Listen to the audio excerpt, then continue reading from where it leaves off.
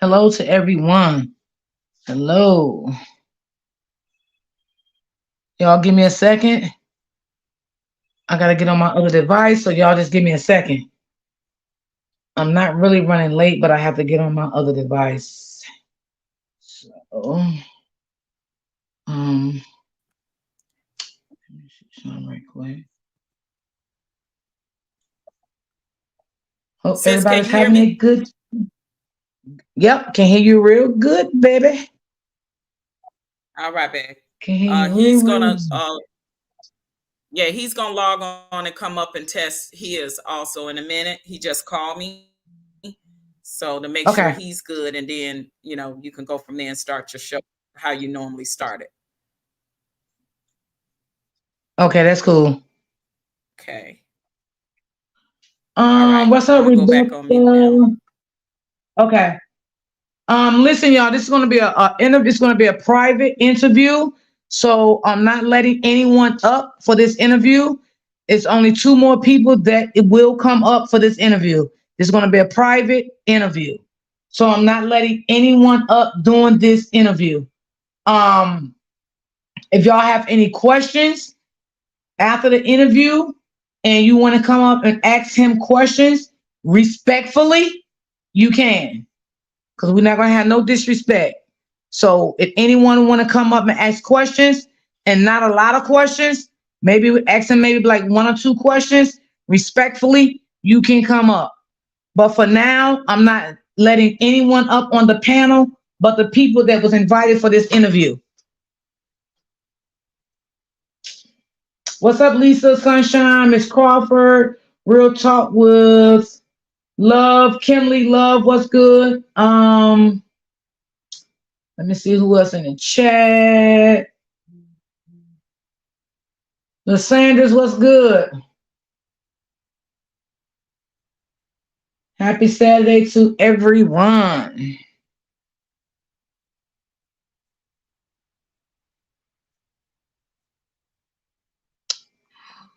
Yeah, let me see something.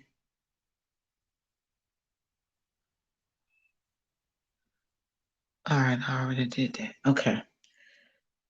Hey, open book. Happy Saturday. It feels so weird being on live on a Saturday. Cause I know I don't come live. Miss Joy, how you doing?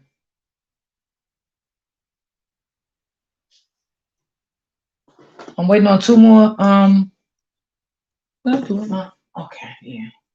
I'm waiting on two more people, y'all.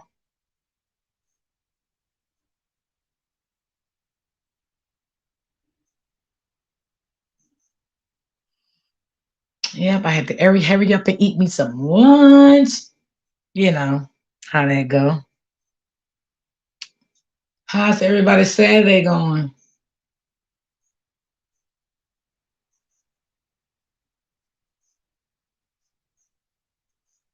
Thank you, open book. Hey, Crystal Williams, how you doing?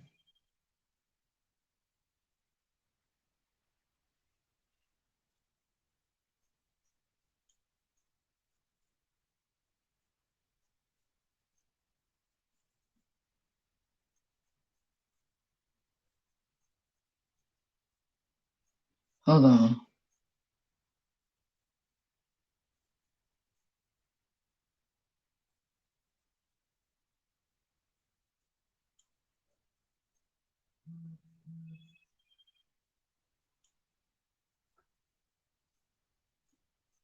Oh shoot. Hey, open book. How was your weekend, boo? How's your weekend been going?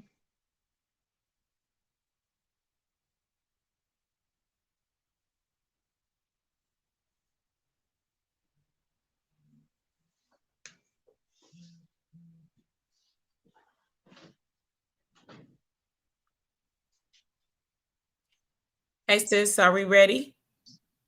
Yes. Are you do he can he got the Can link? you hear me? Yeah, I can hear you. Do he got the link? Yes, I sent him introduction. Yes, Yes, he does. Can you hear me? I'm getting a little like after effect. Hold on. Yeah, you are. Did he respond back to the Let me link? log out of there. It I may be sent the link better. already. Yeah, I sent the link. Yeah, I sent the link to DHam also. Okay. Well, we I thought you normally like have like an intro to your show, so I wasn't sure. So I was gonna let you go ahead and do that. And then because once he hits the link and he's backstage, I'm gonna let him come up and do his own introduction because he has a long, like, Wait, I have full someone page. backstage already. Let me see. Okay, Okay. I have two. He already backstage. I have both of them backstage. Okay. Okay. So you want to like start off by saying something before we bring them up, or what do you want to do? Yes, y'all. We have a guest that's coming up. His name is Walker Jr. I gotta look at my thing. Ooh, I can't even log out to look at it. Yeah, say his name for me, sis, 'cause I can't even log out my other Leon device. Walker Jr. Yes, Leon Walker Jr. He is a guest, and he'll be Yes. So coming our up. special guest. Go ahead, sis. Yeah. No, I'm getting a little delay, so I didn't want to Yeah, you're getting a little speak after you, feedback. but our guest today is No, Leon R. Walker I'm getting a Jr. little delay. and he is a So I didn't want to. okay. He's diagnosed with Yeah, you're getting a little feedback. so Our we guest today since we already have like Sis, you think you can move around sis, your device?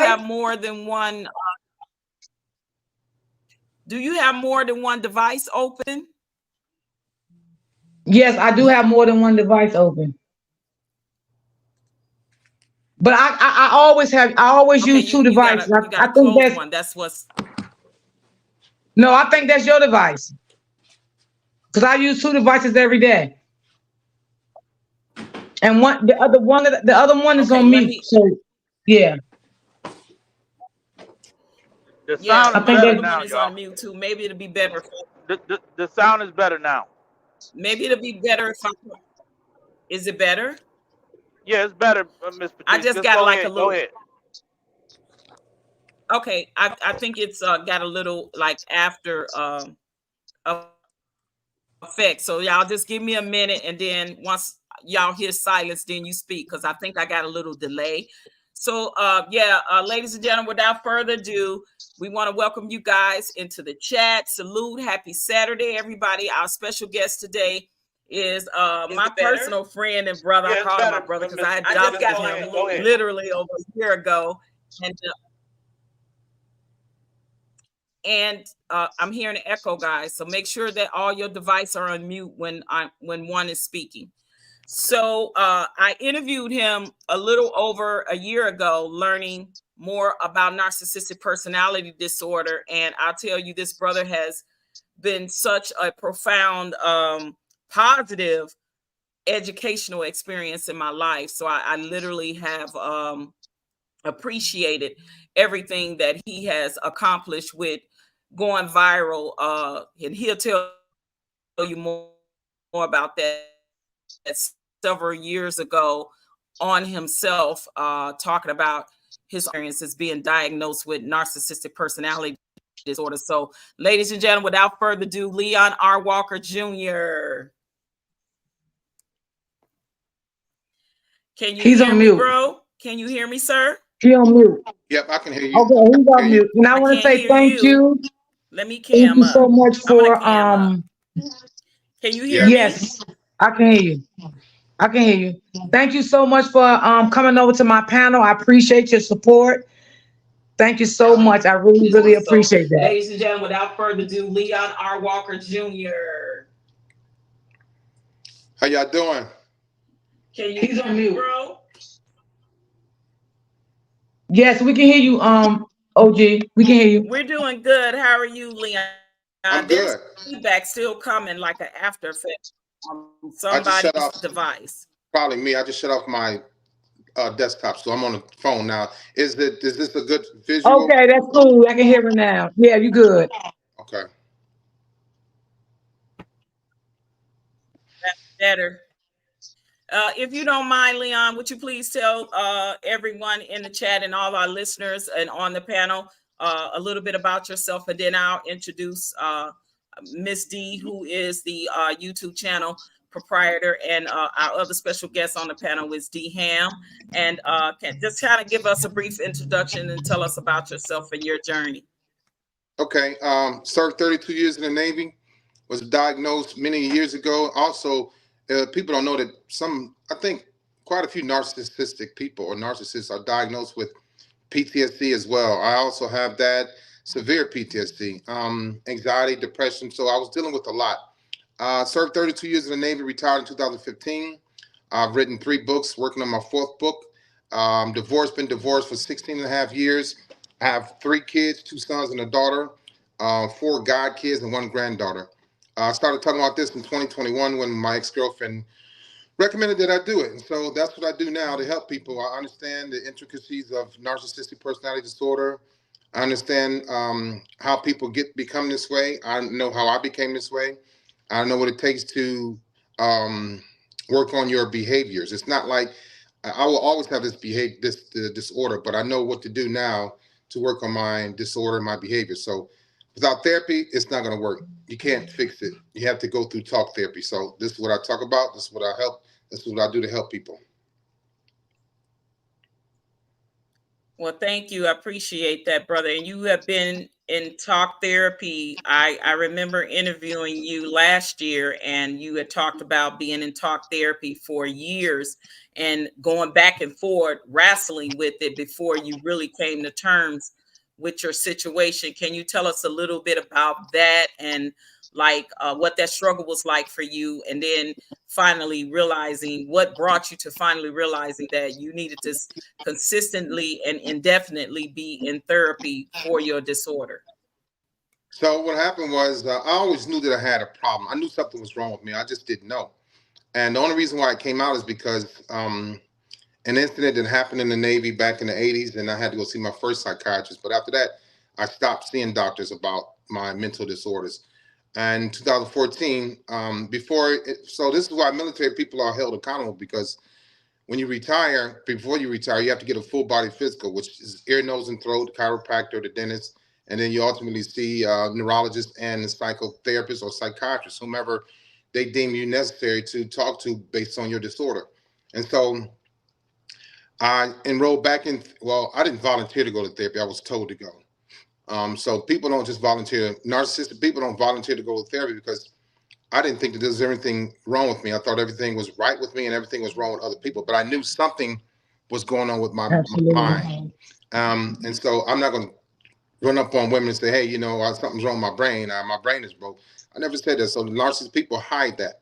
And then we become this other person to hide that. And so that's why you get the delusion of grandeur. You get the disorders. You get the over the top, overbearing, the cockiness, the arrogance, all of that stuff, because I had to create this guy to be successful. So narcissistic people come from abuse and neglect. And so I came from abuse and neglect. I didn't know this until I was 46. And so I was acting out in my relationships, in my marriage, in how I treated my kids, how I treated my coworkers.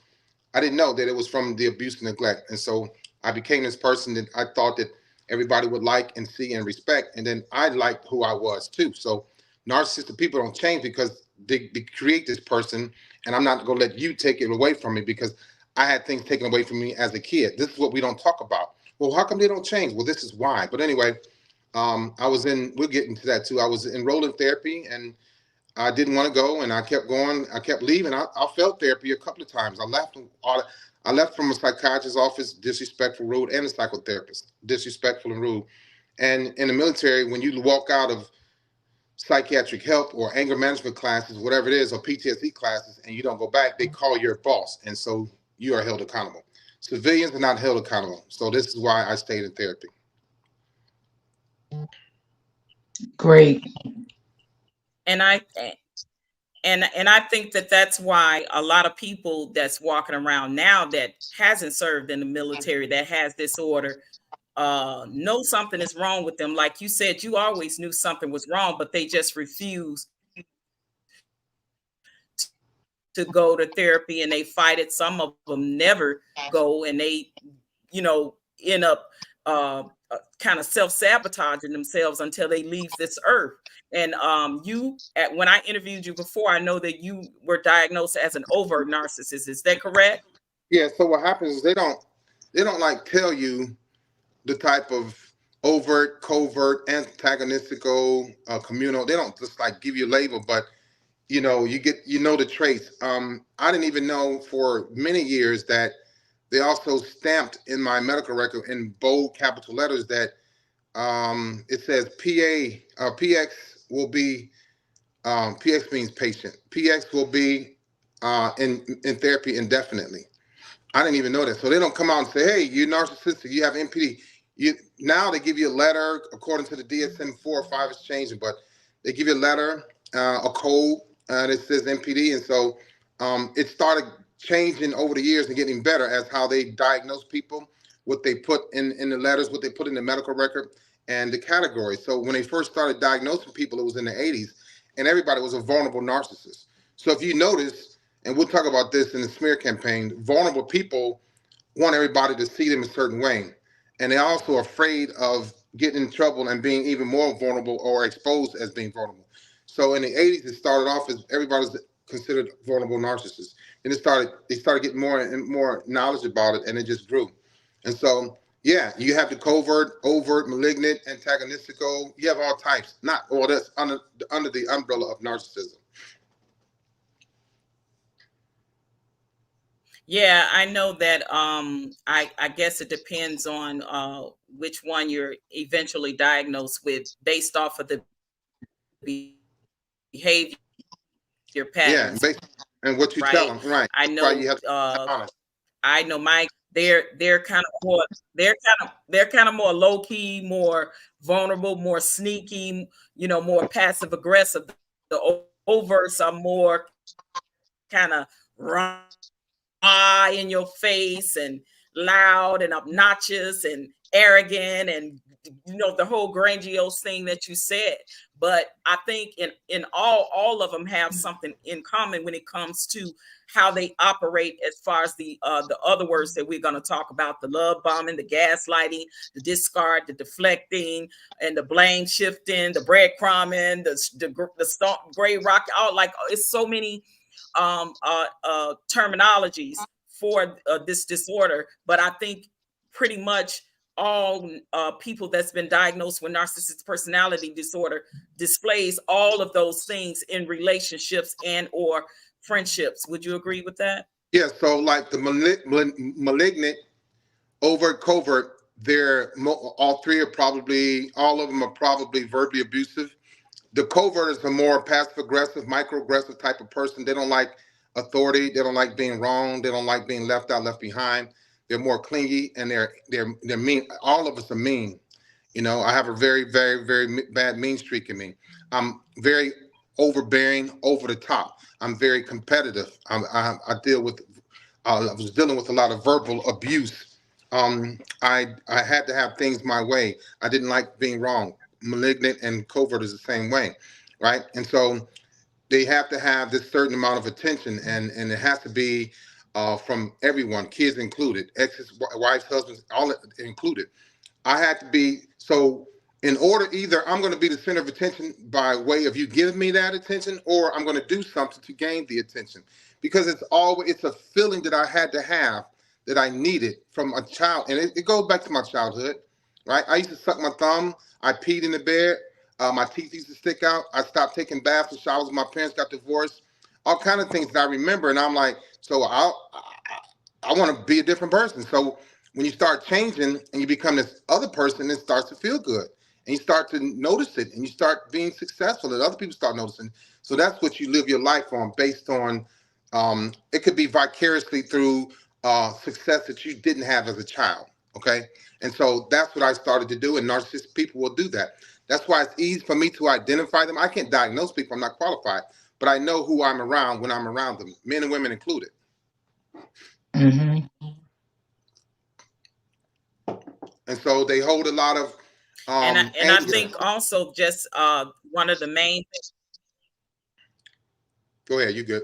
Yes, yeah, a lot of anger, and I think they lack empathy or have very little to no empathy for anyone, because I think because it wasn't shown to them as a kid or growing up at some point in their lives, they lack certain cognitive skills, right? That would naturally be as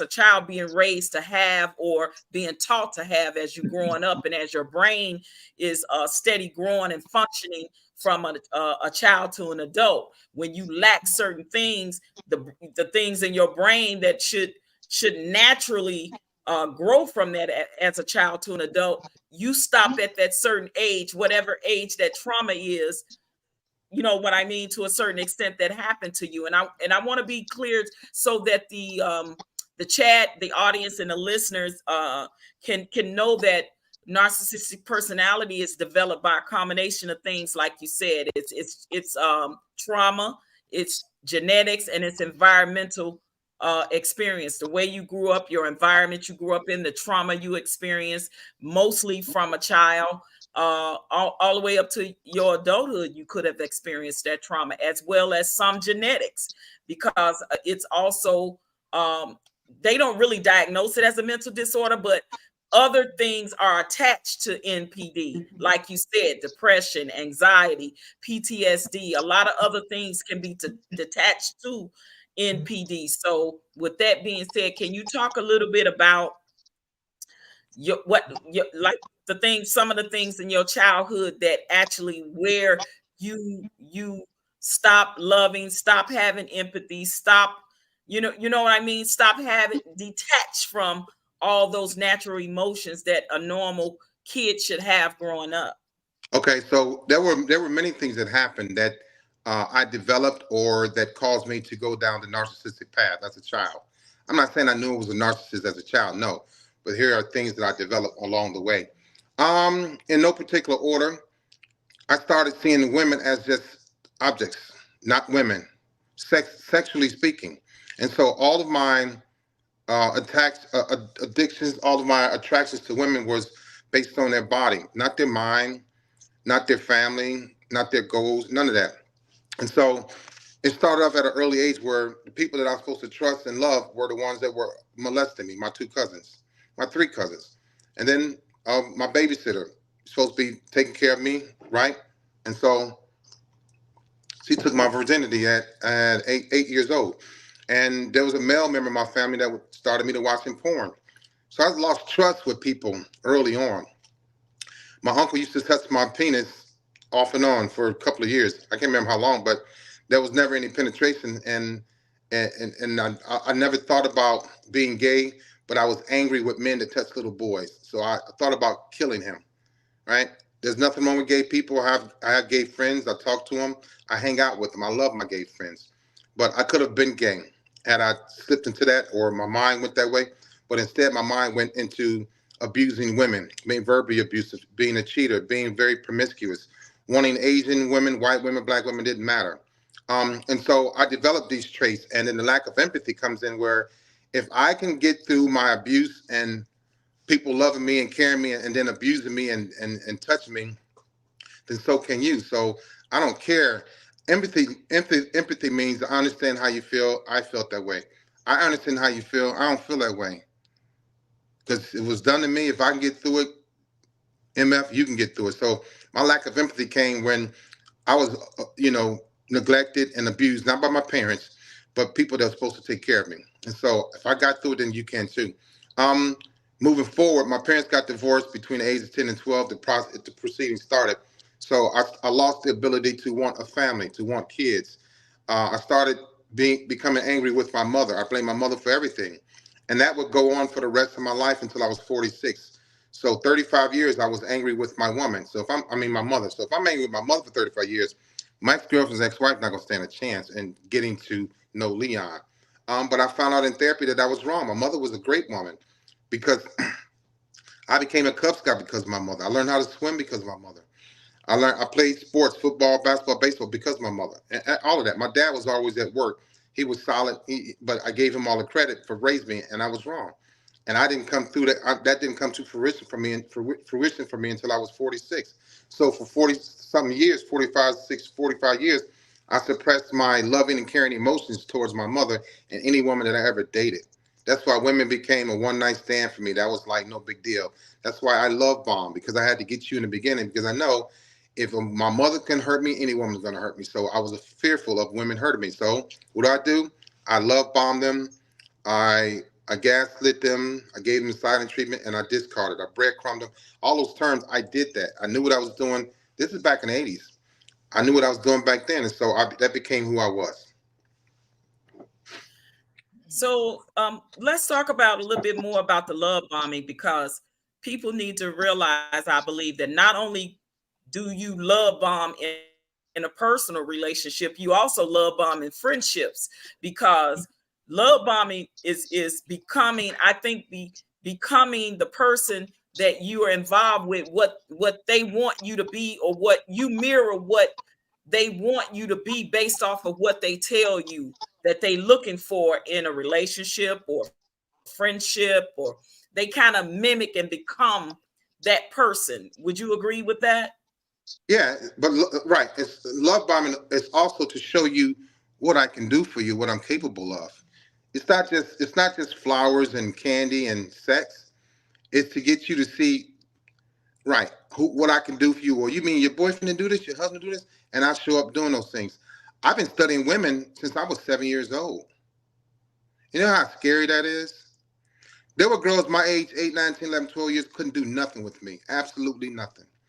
I've always wanted women that were older than me because they were voluptuous, they were full figured.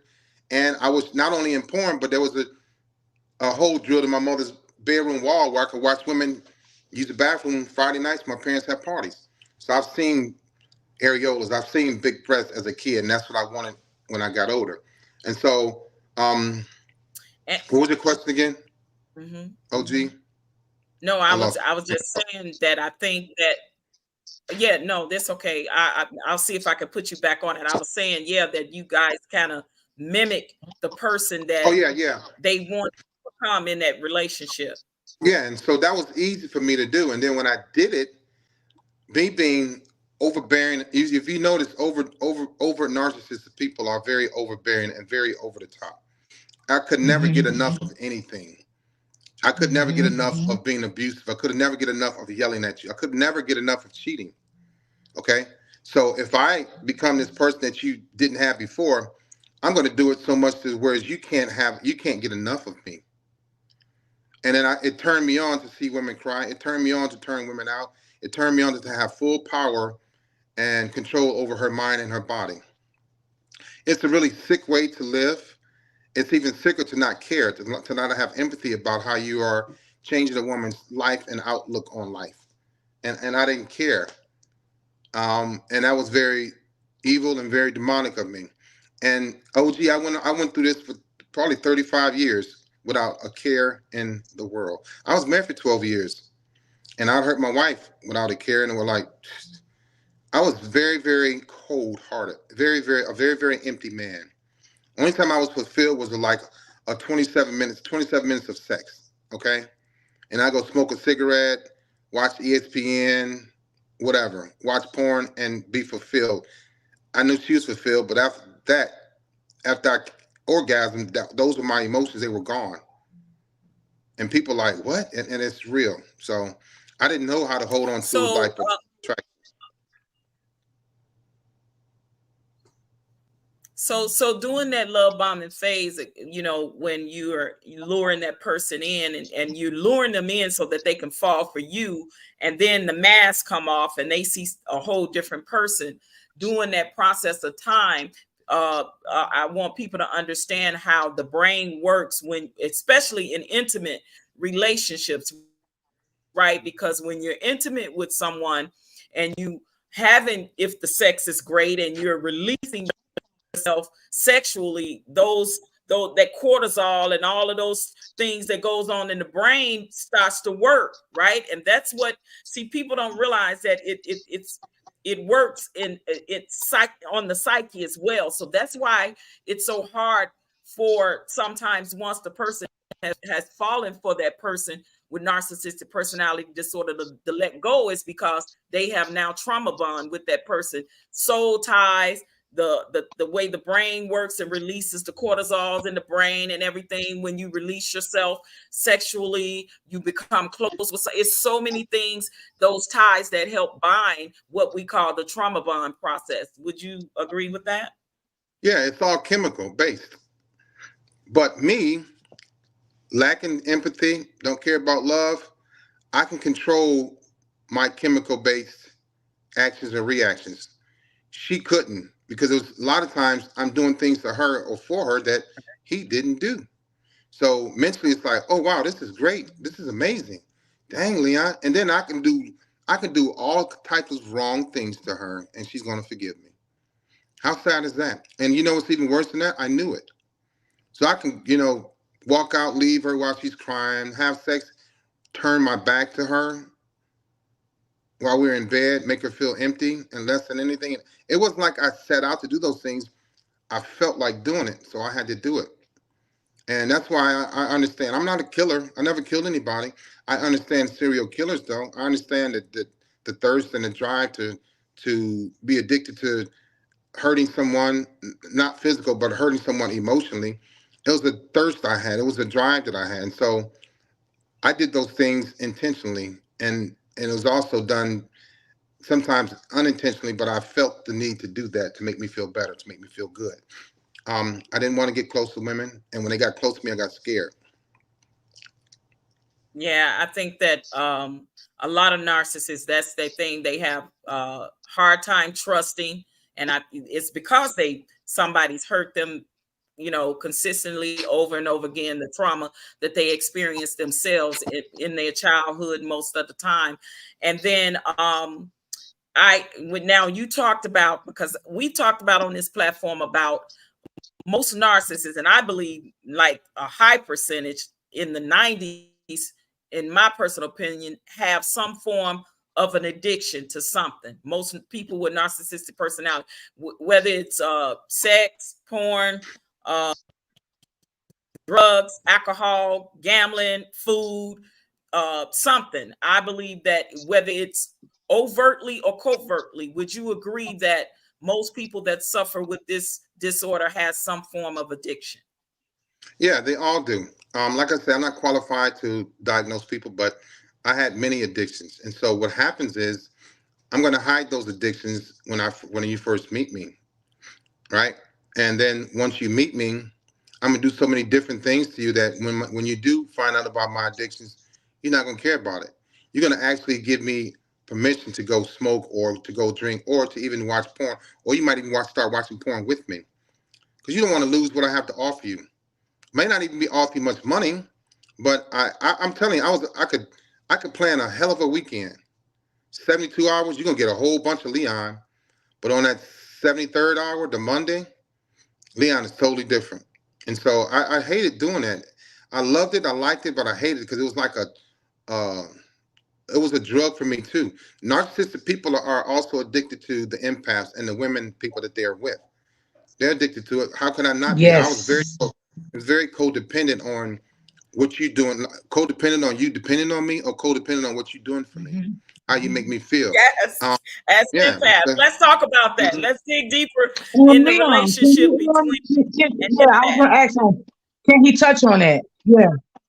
Can he touch on how do I want you touch on like how do narcissistic men attract empaths? Yeah. You want to know why? Is that what you're asking me? Yes. Yeah. Well, I would I could sit back and observe all women. The church goers I didn't like. The spiritual women I couldn't stand. Um, the mommy types, the loving, caring, the nurturing types, the ones that knew everything about me. Hey, Leon, your front tires losing some air. Leon, you need a couple more socks. Your underwear are getting raggedy. I was like, man, this feels good. I ain't had to do much to her, but just show up and maybe kiss her on her, touch her, or whatever. And those empaths are like, you know why we like them? Because they're like mommy figures. They're gonna do. Man, look, I'm gonna tell you, them empaths. I used to tell women, look, I can't be with you because I'm gonna hurt you. I at least had the gumption to say I'm no good, and I would tell women this. And this was before I got diagnosed. I was like, look, I don't know what's wrong with me, but I'm no good. Don't be with me. I'm gonna hurt you. And they go, but see, empaths, you can hurt an empath all day long. And guess what? She's going to be there. God and the universe has chosen her to Yes. take care of people by any means necessary. Empaths are unconditional people, unconditional lovers. You can scream at them, call them names, they'll Yep. sit there and take it. Absolutely. They'll sit there and take it, then they'll turn around and still make love to you. They'll still hold you, right? They'll still care for you. And I'm like, Jesus Christ, can you stop? I'm trying not to like you, but I call you names and I leave you hanging and I don't call you back and I don't email, text you. And when I see you a week later, you're like, hey, Leon, how you doing? And you just start loving on me again. It drove me nuts because it felt so good, but it felt so wrong at the same time. I knew I didn't deserve a good woman. I knew that. Narcissistic people are not stupid. And in fact, they consider narcissistic people highly intelligent. I don't think that I'm highly intelligent, but I know when it comes to relationships and personalities as women, I know a whole lot about that. And so the empaths were the And they ones that know kept what me. they're doing. Yeah, empaths are the Oh ones yeah, they that definitely know what they're doing. yeah, they're the ones that kept me alive. Though, so dating women that were like just like me, made me sick. I'm like, let me go find Miss Available, right? Let me go find her because this woman over here who has the same traits that I have, I'm bored with her. She has great sex, but after that, it's nothing else. She's gonna turn her back on me, and I'm gonna turn my back on her. We're gonna ghost each other. We're gonna lie to each other. So the empaths are like, come here, Leon, I got you. Let me nurse you back to good health. You know, and the empaths are gonna talk to you. They're gonna say it's okay, and they're gonna talk me down off my anger. I deal with it now. So those empaths are. I screwed up a lot of those. You know, I heard a lot of them. And if I would, when I get into a relationship, when I get married, I know exactly the type of woman that I want. And it's not like I'm going to build her or choose her. It's going to happen naturally because those are the ones I ran away from all my life. Well, I'm glad you said that because a lot of things that you were saying, my therapist did teach me that about narcissist men, but I wanted to, I never heard it from a man like you. You know what I'm saying? So I'm so happy to hear this from a man, because I am an empath. And I was just so confused. I was just so confused of my life. I didn't know why I was being treated like that. Um, I was Because cursed out. Yeah, because you take a lot. Empaths are pincushions. Y'all take a lot. Y'all take so much. It's like I would get tired of being verbally abusive. And be like, okay, I can't do this anymore. And she'll come and rub my back. And then you know what? She'll go, Leon, I understand. I'm looking at her like, what the hell?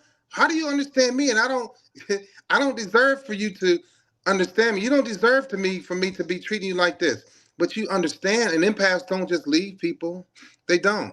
Y'all can take a lot of punishment. Because yeah, and we got this try to pour into save mentality as empaths, and it literally can emotionally break us to some point. We can take a lot, but it drains us as well, Yes, because because it we But did you can know drain what? slowly me. start It put me in a dark to place. feel. Yeah. But an I mean, empath it will. put me so bad into a dark place until at one point I was going to commit suicide. That's how he pushed me to that point. Um I just asked God, was I ever going to see a daylight again? Like it was just so much. I just could not believe everything was happening to me.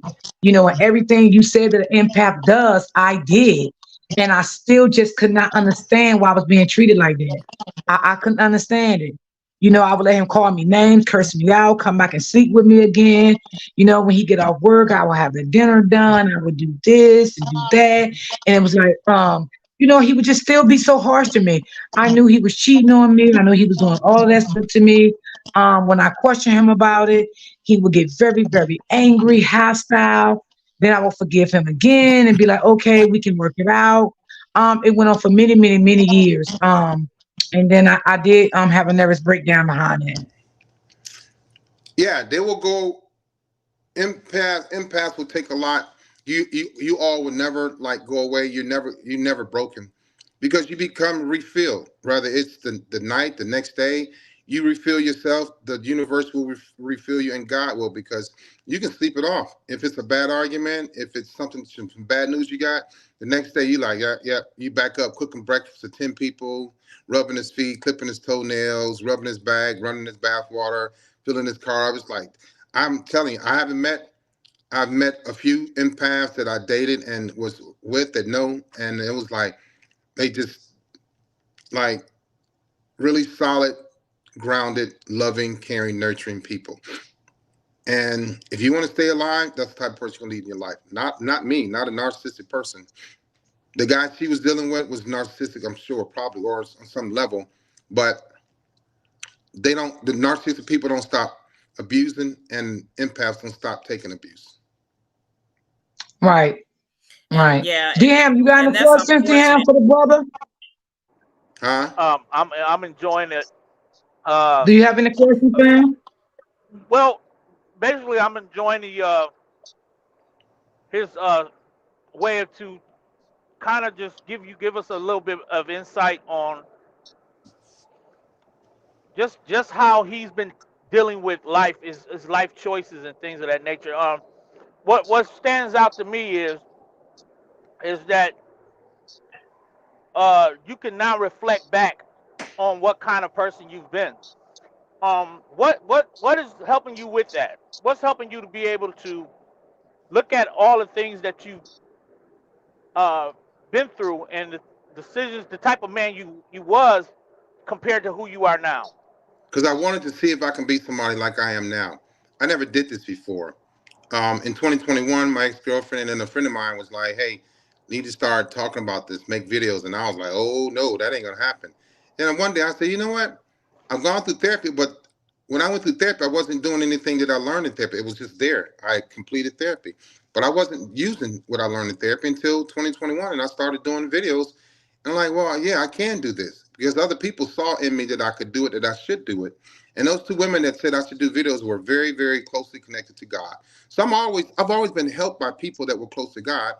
God has always sent people to me in my life to help me get on the right path, and I was always pushing them away, verbally abusing them, neglecting them, discarding them. So I said, good question. I said, so let me try to see if I can, be this other person, and this is why you all are talking to me now. You know, somebody asked a question I saw just by viewing, looking over, but I didn't like church girls because they were too close to God, and I knew that if I hurt the church girl, God, that wrath or that karma would come to get me really quick. And the church girls were, I was like, not. I did have a guilty conscience at time where I didn't want to hurt somebody and lie to somebody. I knew they would pick up on me very quick because they had discernment. So the spiritual women, the church women, scared me because they can. I knew. Here's the thing. I knew they would get me together. If I was with them, I knew they would get me right, and I would fall in love and want to get married. And I was like too scared of that. Those emotions terrified me. So the church women, I forgot the lady to ask the question. The church women were the ones that scared me. But now it's like I'm attracted to that, because that's more safe for me. I felt safe with being with demonic people and being close to Satan, whoever he is or wherever he is. I felt safer being around Satan. Now I feel safer being around spiritual people and people that know God. It's a feeling I have now because I've accepted myself. I accepted God in my life, but I never did do that ever in life. Just last year, I accepted Pastor R.C. Blakes as my pastor. Met him once, talked to him, but before that, I never accepted anybody as my pastor. I never had a pastor in my life that I wanted to talk to. No. So, yeah. But to answer And his I and question, I want to be, yeah. Go ahead. to answer his question, I want to see if I can do better and be better in this realm of life that I've never journeyed into. And so here we are now. Can I ask one more question, OG, So, before you go in? oh, absolutely, D Ham, absolutely. Okay. One other question for you, Mr. Walker. Um, when you, I know a lot of your so far your conversation is mainly about being either in a relationship and how you've hurt women by being a narcissist. Dealing with the different traits of it. Had Let me ask you this, because it seemed like you, by you being in the military, You had your life pretty much kind of together, and that was one of the strong I don't suits hear that him. you had. Can y'all hear me? Can you hear me now? I can hear you. Okay. Can hear you. Can y'all hear I me? can hear Okay. you. You being I in the can hear him. military, He went away. can you hear me now? Yeah, I can hear you now. Hmm. Okay. You being in the military is like a strong suit, something that shows that you know pretty much got your life in order. Um, did some of your manipulation when you were like you used your part of your narcissism was manipulating to women. Was did it transcend over to any other aspect of your life as far as your business, as far as the way that you dealt with people in business, or uh, any other form of that you probably You mean dealt I with it? lost him again? The manipulation trait. Yeah. Yeah. He's asking, did it like go over to like other people in other relationships, in business, friendships, at your work, your co-workers, etc., like that. Yeah, because you act like so. I had an innate ability to understand people very quick, their personality, and I get that from my mother. And so when you do that, you make people think that you're actually paying attention to them, listening to them, when you're actually not. But what you're trying to do is get them to feel like they have buy-in to what's going on and to look at you as a certain person that they want to help or be a part of or be around. So yeah, that, and I realized, I'm not gonna lie, I realized what I was doing when I would listen to people acting like I really cared, but then I could remember what they said or what they wanted, what they needed, and then do that. But it all came down to, it was just something that I wanted from them and not what they needed from me. Because I wanted them, I would give them a little and then expect more than what I gave them from them. You know, if that makes sense. So the manipulation, yeah, it's psychological reciprocity. They had a question, or I turned the question around in their head and had them use my Yeah. answer, their answer, but it wasn't their answer. I I appreciate think that. I Thank think you. it, like you said, even in, oh, okay, you good, D Ham? Yeah, I'm good with that answer. Yeah, that's really good. I appreciate that. Thank you. You're welcome, brother. Thank you. Okay. That's a good question too. Yeah, I want to talk about um the some of the tactics that narcissistic people uh, uh, that actually have the personality disorder. Let me be clear, because all of us have a little narcissism in us, right? That's like a healthy form of narcissism. That's just Exactly. like Absolutely. that's right. You know what I mean? So I don't want people to think that nobody else has, like, we all have some narcissism in us, but to actually have the disorder is a whole different thing. So I want to be clear on Right. that. Right. And I Absolutely. also, yeah, and I also want to be clear on, just because we're talking to Leon and he's a man, he's talking about his experience as a man. This absolutely goes for women that's narcissist too. So let's be Right. clear on that. Let's Like, be clear on that. Yes. yes, because there are Thank you for saying narcissistic, that, OG. yes, there are narcissistic women, and we know, we see a lot, especially on social media. I think, social media has allowed these people to reap their ugly heads like nobody's business, right? So I wanted to be clear and say that there are narcissistic women as well. But I wanted to talk about the when you're in a relationship and that person is ready to leave it because they can't take anymore. They know that you are just not a person that's good for them health wise. You habitually lie to them. You habitually cheat on them. You've gaslighted them. You've deflected. You have, did the blame shifting. And all of that, and they're ready to leave, and they leave the narcissist. Now, now, I want to talk about when a narcissist experiences the narcissistic injury, and then how it starts with the narcissistic rage and the smear campaign that goes on. Okay. What do you want to know? So because that has been, I think, all of us on this platform's experience, right? Whether you in a relationship with that, or have been in a relationship with that person, or a friendship or whatever. When you leave that person, when you're done, and they sustain that narcissistic injury, then they rage comes out. Right. And then let's talk about the narcissistic injury. So explain how you would sustain what would sustain your narcissistic injury. What would cause you to do the narcissistic rage, and even the smear campaign start So after that. I never did a smear campaign. Again, being in the military, I had to be careful with certain things. So I had some covert tactics, of course, or some covert thoughts or feelings. Yeah. But the rage came when I didn't get my way, whether it was I didn't want to talk on the phone at the time. She wanted to talk. I didn't want to talk. I would rage. I always felt like if she's trying to push me to do something that I don't want to do, she was being disrespectful. But she wasn't. Whoever she was at the time, there were a lot of she's. And so the rage came from when I didn't get my way, or when she stopped giving me what she used to give me. And so I would blame her for cheating, which I was the one cheating. I've always cheated, and I'm not saying that nonchalantly, it's just who I was. And so the rage came from a lot of times the rage came from knowing that I was wrong, and she proved me wrong. And I would lie to her face, look in her eyes, and tell her that no, that didn't happen, or no, you wrong. I didn't like being proven wrong by anybody at all. And so that rage came out, and the rage came out also when she started pulling back and didn't give me what I was needing, what I was liking, what I wanted from her. I felt like she was being manipulative and using me. I would always reverse. I would always project. It was always her fault. I had a hard time taking the blame on anything. I've never apologized to anybody until a couple of years ago. I'm 59. I'll be 59 years. I'll be 60 next year. Right? I just started apologizing almost 3 years ago when I started doing these videos. From ages 11 to 55, 56. And my ex-girlfriend not too long ago said, Leon, you realize you never really apologized to me? And I was like, and I started to get mad because she was saying that I never apologized to her. And I'm like, let me calm down. I'm like, I didn't? She said, yeah, no, you never did.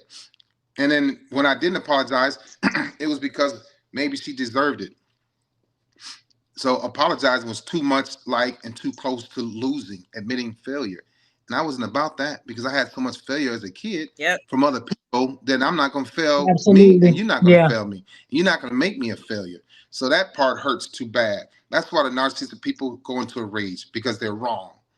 And you've proven them wrong, and they're losing you. So that rage is like, what the, you set they're me wrong. back. Yeah, absolutely. And they can't stand that. Right. They don't want that. They would do the reverse. They would do the reverse. They project their anger and their rage on you, and the things that they're actually doing, they accuse you of. Like, everything is always in reverse and projected back on you from a narcissistic person. And so that once they sustain that injury, that's their defense mechanism. I would get so upset. There was times where I've done damage to myself. Not cutting open or anything like that, but banging on stuff and messing my knuckles and stuff. Yeah. And then to blame her. See what the F you made me do? And then the narcissist, the empath would, oh, you know what? Let's go to the hospital. And on my way to the hospital, I'm calming down. I'm sleeping, tired. And guess what? After the injury is taken care of, we're going to get something to eat like nothing ever happened. And I laughed about stuff like that. And women like, Leon, do you remember I get reminders now, and women say, you know what? A lady told me the other day. She said, Leon, when I met you 8 years ago, you remember what you told me? I was like, nah, what are you talking about? She said, you told me you were a demon. I don't remember saying that. Oh, wow. Yeah, she just told me this about 3 days ago. She said, you told me you were a demon. The next time we talked. Did you ever feel like you were? Did you ever feel? I was going to ask him that, yeah. Yeah. I've seen things that I couldn't explain. I've seen monster-like figures that I couldn't explain. Yeah. And so the next time we do a podcast, we talk about when narcissistic people forget things. It's real. It happens. Okay. So anyway. Can I ask you a question? When two narcissists are in a relationship, can you give us a little Like, do you have any? Yeah. Uh, okay. So the women that I dated that were narcissistic, I think I can't diagnose people, but they were just like me. All you do is cancel each other out. It's a very intense sexual relationship. It's a very intense toxic relationship. It's a very intense, disrespectful, and angry relationship. I wouldn't want it for anybody. That's why when I met women like me, I was like, I already knew what she was about. I can handle it, but I'm like I'm the man. You're not gonna do anything to me. You might do something to me, but I'm gonna do more to you. That's gonna hurt you. Not you don't want that. You can't handle it. So they would back down, but they were just like me, and they're. I would never date a narcissistic woman ever, because we're gonna gaslight each other. We're gonna ghost each other. We're gonna cheat. We're gonna lie. I already know she's gonna be a Leon, right? It's a And I'm back not. and At forth. least you Yeah, being honest. That is definitely true. That's facts. yeah. And Yeah, so it's the like a narcissist. train wreck. It's a train wreck waiting Yeah, to happen. waiting to That's all it happen. is. That's A it. It's train a wreck train wreck waiting. waiting to happen. Well, I would tell you Mm-hmm. this. I would tell you this. If your man leaves you, or if your woman leaves you, for the people that are listening, trust me when I tell you, if they met somebody like them, they're not going to like it. They will be coming back to you. They will be coming to talk to you. They will be needing your advice. But you Leon, better I know tell them all the time. I tell them all the time. Yep. they, Mm-hmm. they come in. And women, I talk to women 5, 6 times a day. I can't, I'm falling behind on my DMs and stuff, but I tell them he will be back. They meet a person just like them, they're not gonna like it. It's a bad feeling. They're both are very dysfunctional. They both are toxic. They both are not ready to be in a relationship. My therapist told me to stop dating. She said, "You're destroying women, Mr. Walker. You need to stop dating."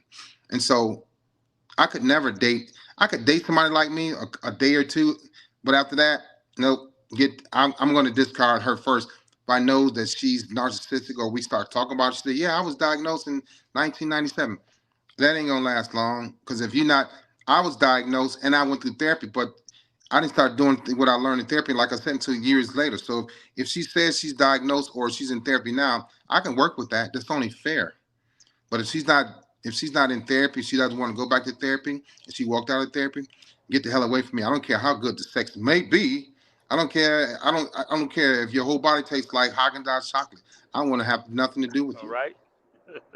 I'm enjoying it. Hey, Okay. Miss Right. Patrice, I love you. I love you, bro. You keeping it Miss, 100. Miss Patrice, let me ask you a question. For you and the Yeah. guest, Mr. Walker, what's the difference? I mean, because I know we're pretty much here on this conversation when it comes to narcissism, but I've been over my time of listening to things when I'm dealing with people. It was always bipolar. People who are bipolar. Now let me ask you a question. What's the difference? How did that differentiate between narcissism and bipolar? Well, I mean, since I'm not I can't Well, diagnose people. Go ahead. no, I was just gonna say I think the difference is based, but like he said, we really can't diagnose per se. But I think the difference is you can be bipolar and not have NPD.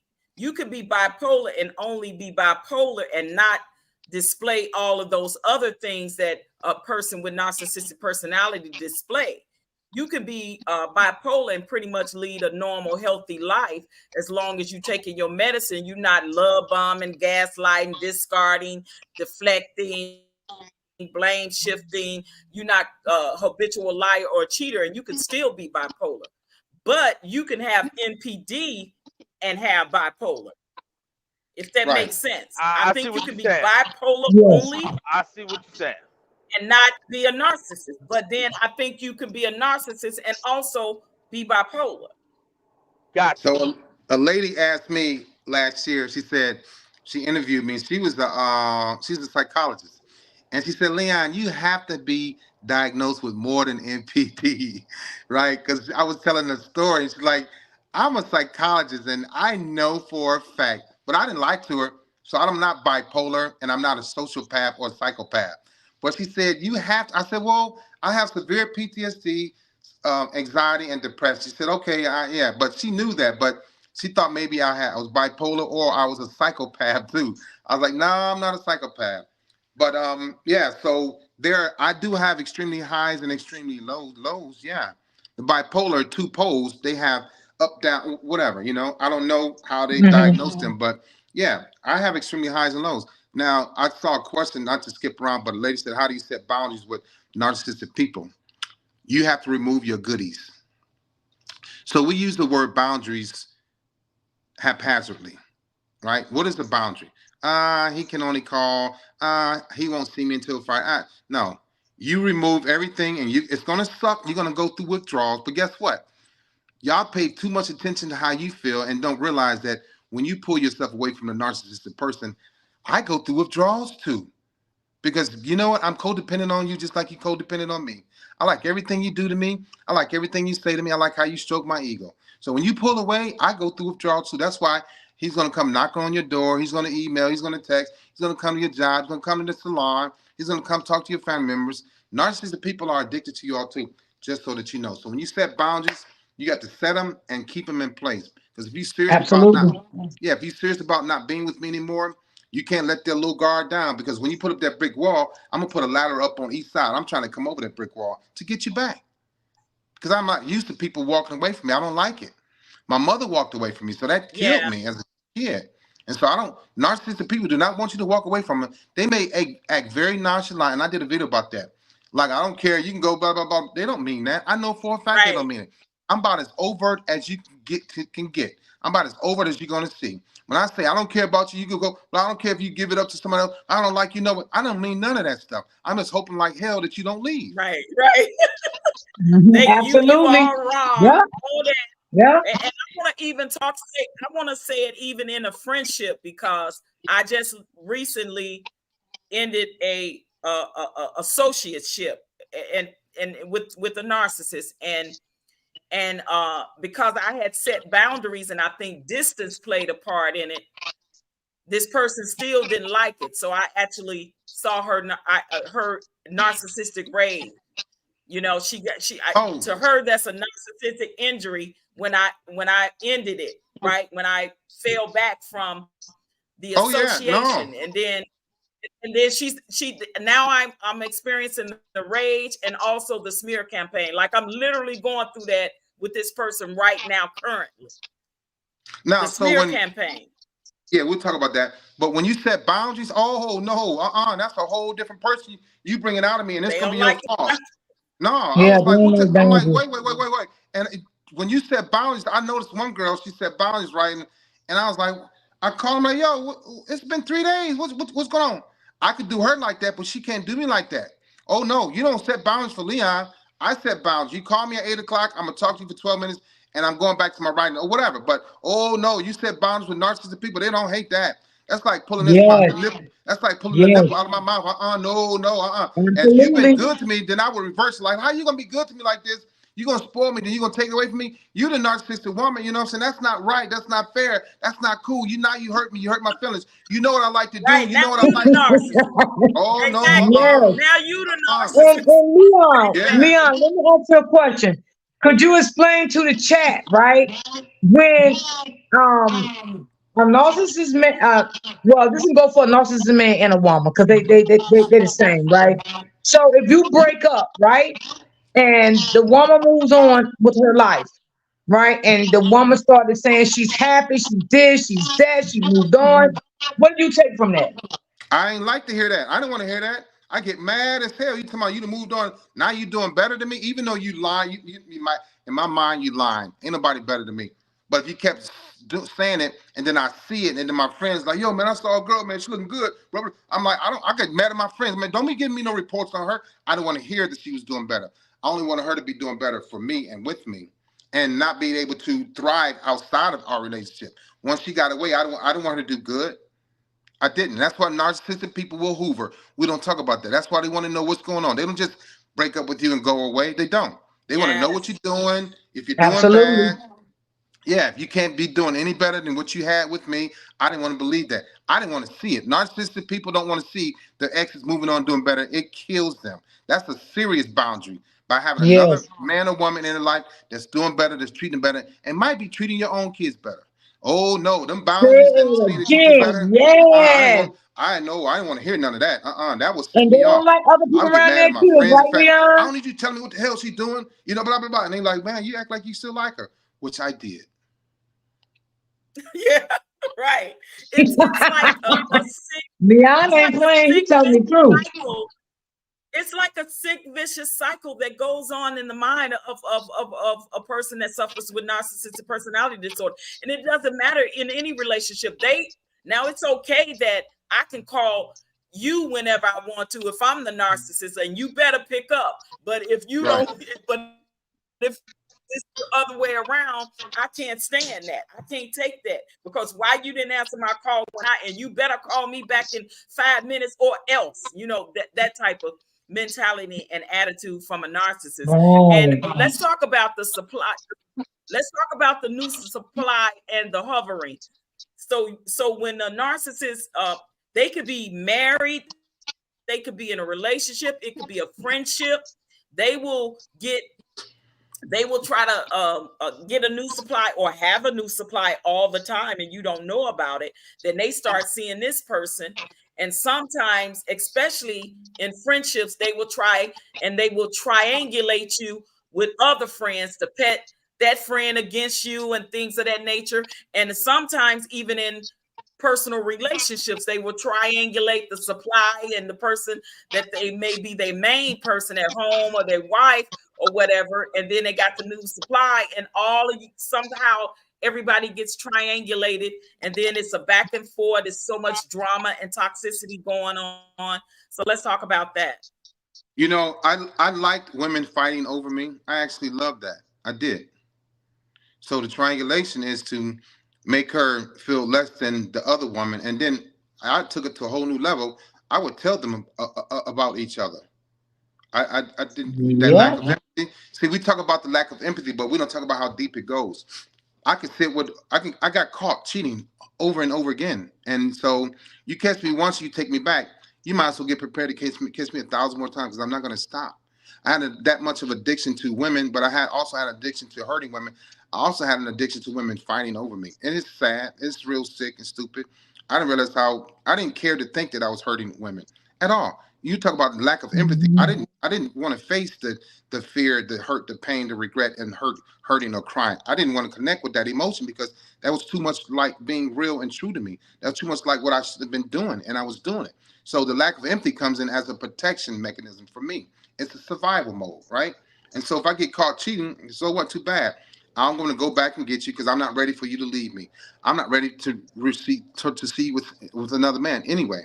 And so you're going to be hurt after you catch me. And most times, unless they're narcissistic like me, women that get hurt when they catch a man cheating, they're going to go away for a little while. They don't want to be touched by nobody else. They don't want to be in nobody else's face. They don't want to smell another man's cologne. And I knew that.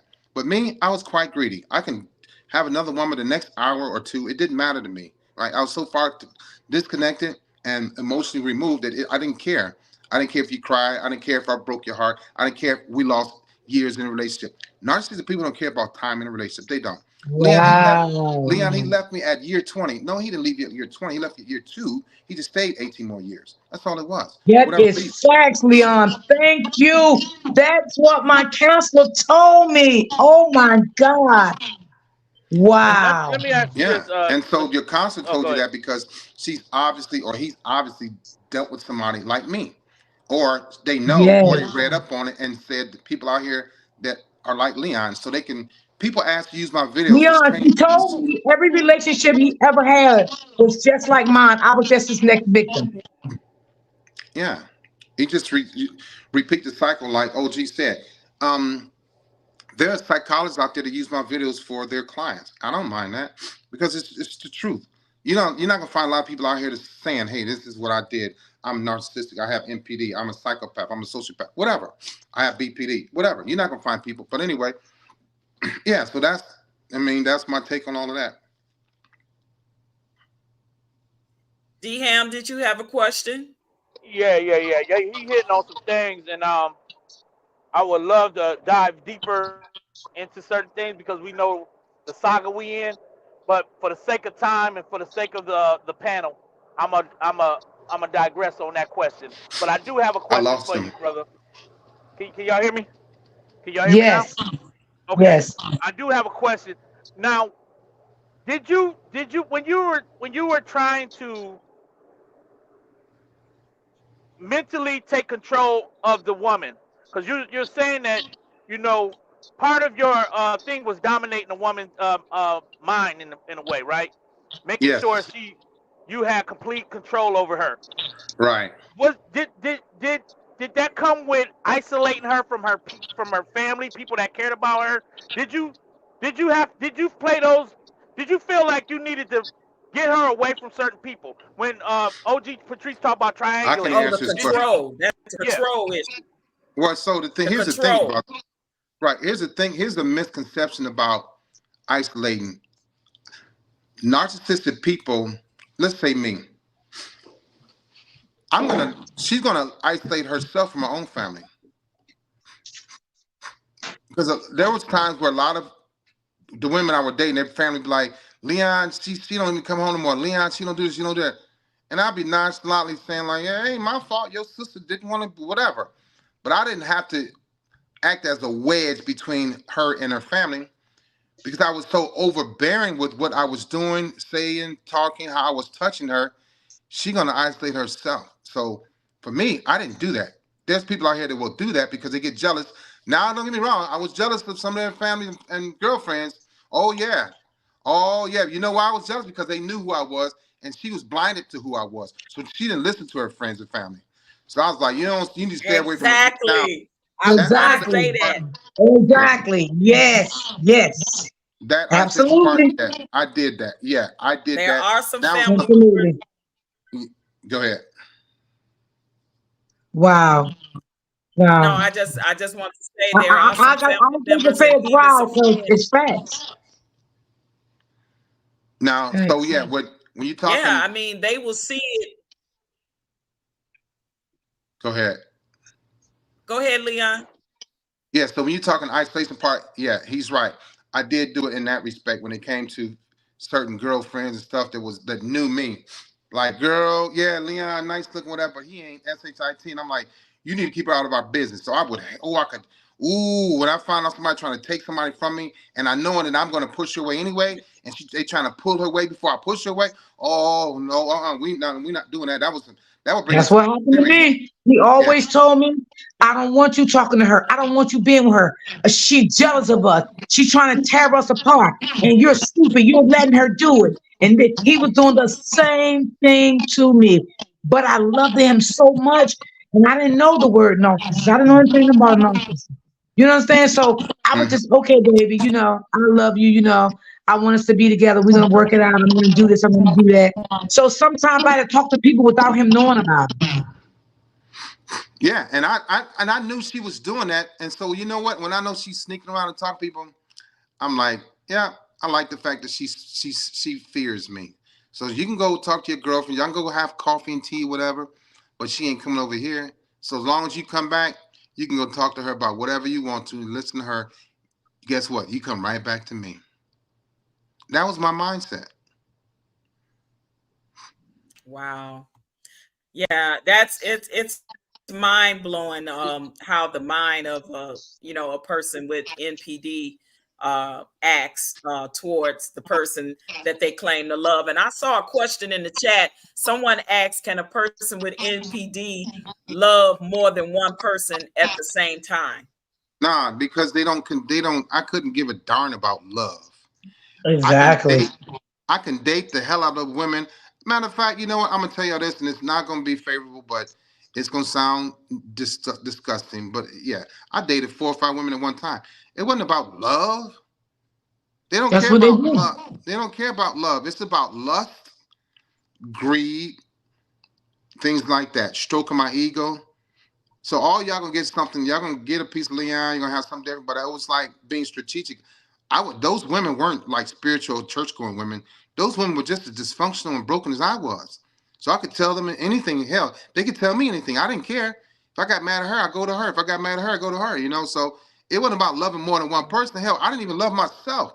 You ain't gonna get no love from me. Facts. Facts. That is so true. My Right. therapist taught me that too. He was doing what he was doing too because he Before didn't we love go, hold on. I himself. want to talk about the smear campaign. We didn't get into that. Right, we didn't. Okay, go Yes. ahead. Please let's get into that. So here's the thing: you have to remember that, and always remember this. I know some of y'all don't may not believe it, but it's true. Narcissistic people do not want to go to jail. They do not want to get in trouble. Ooh, They do not want to be yes. sued.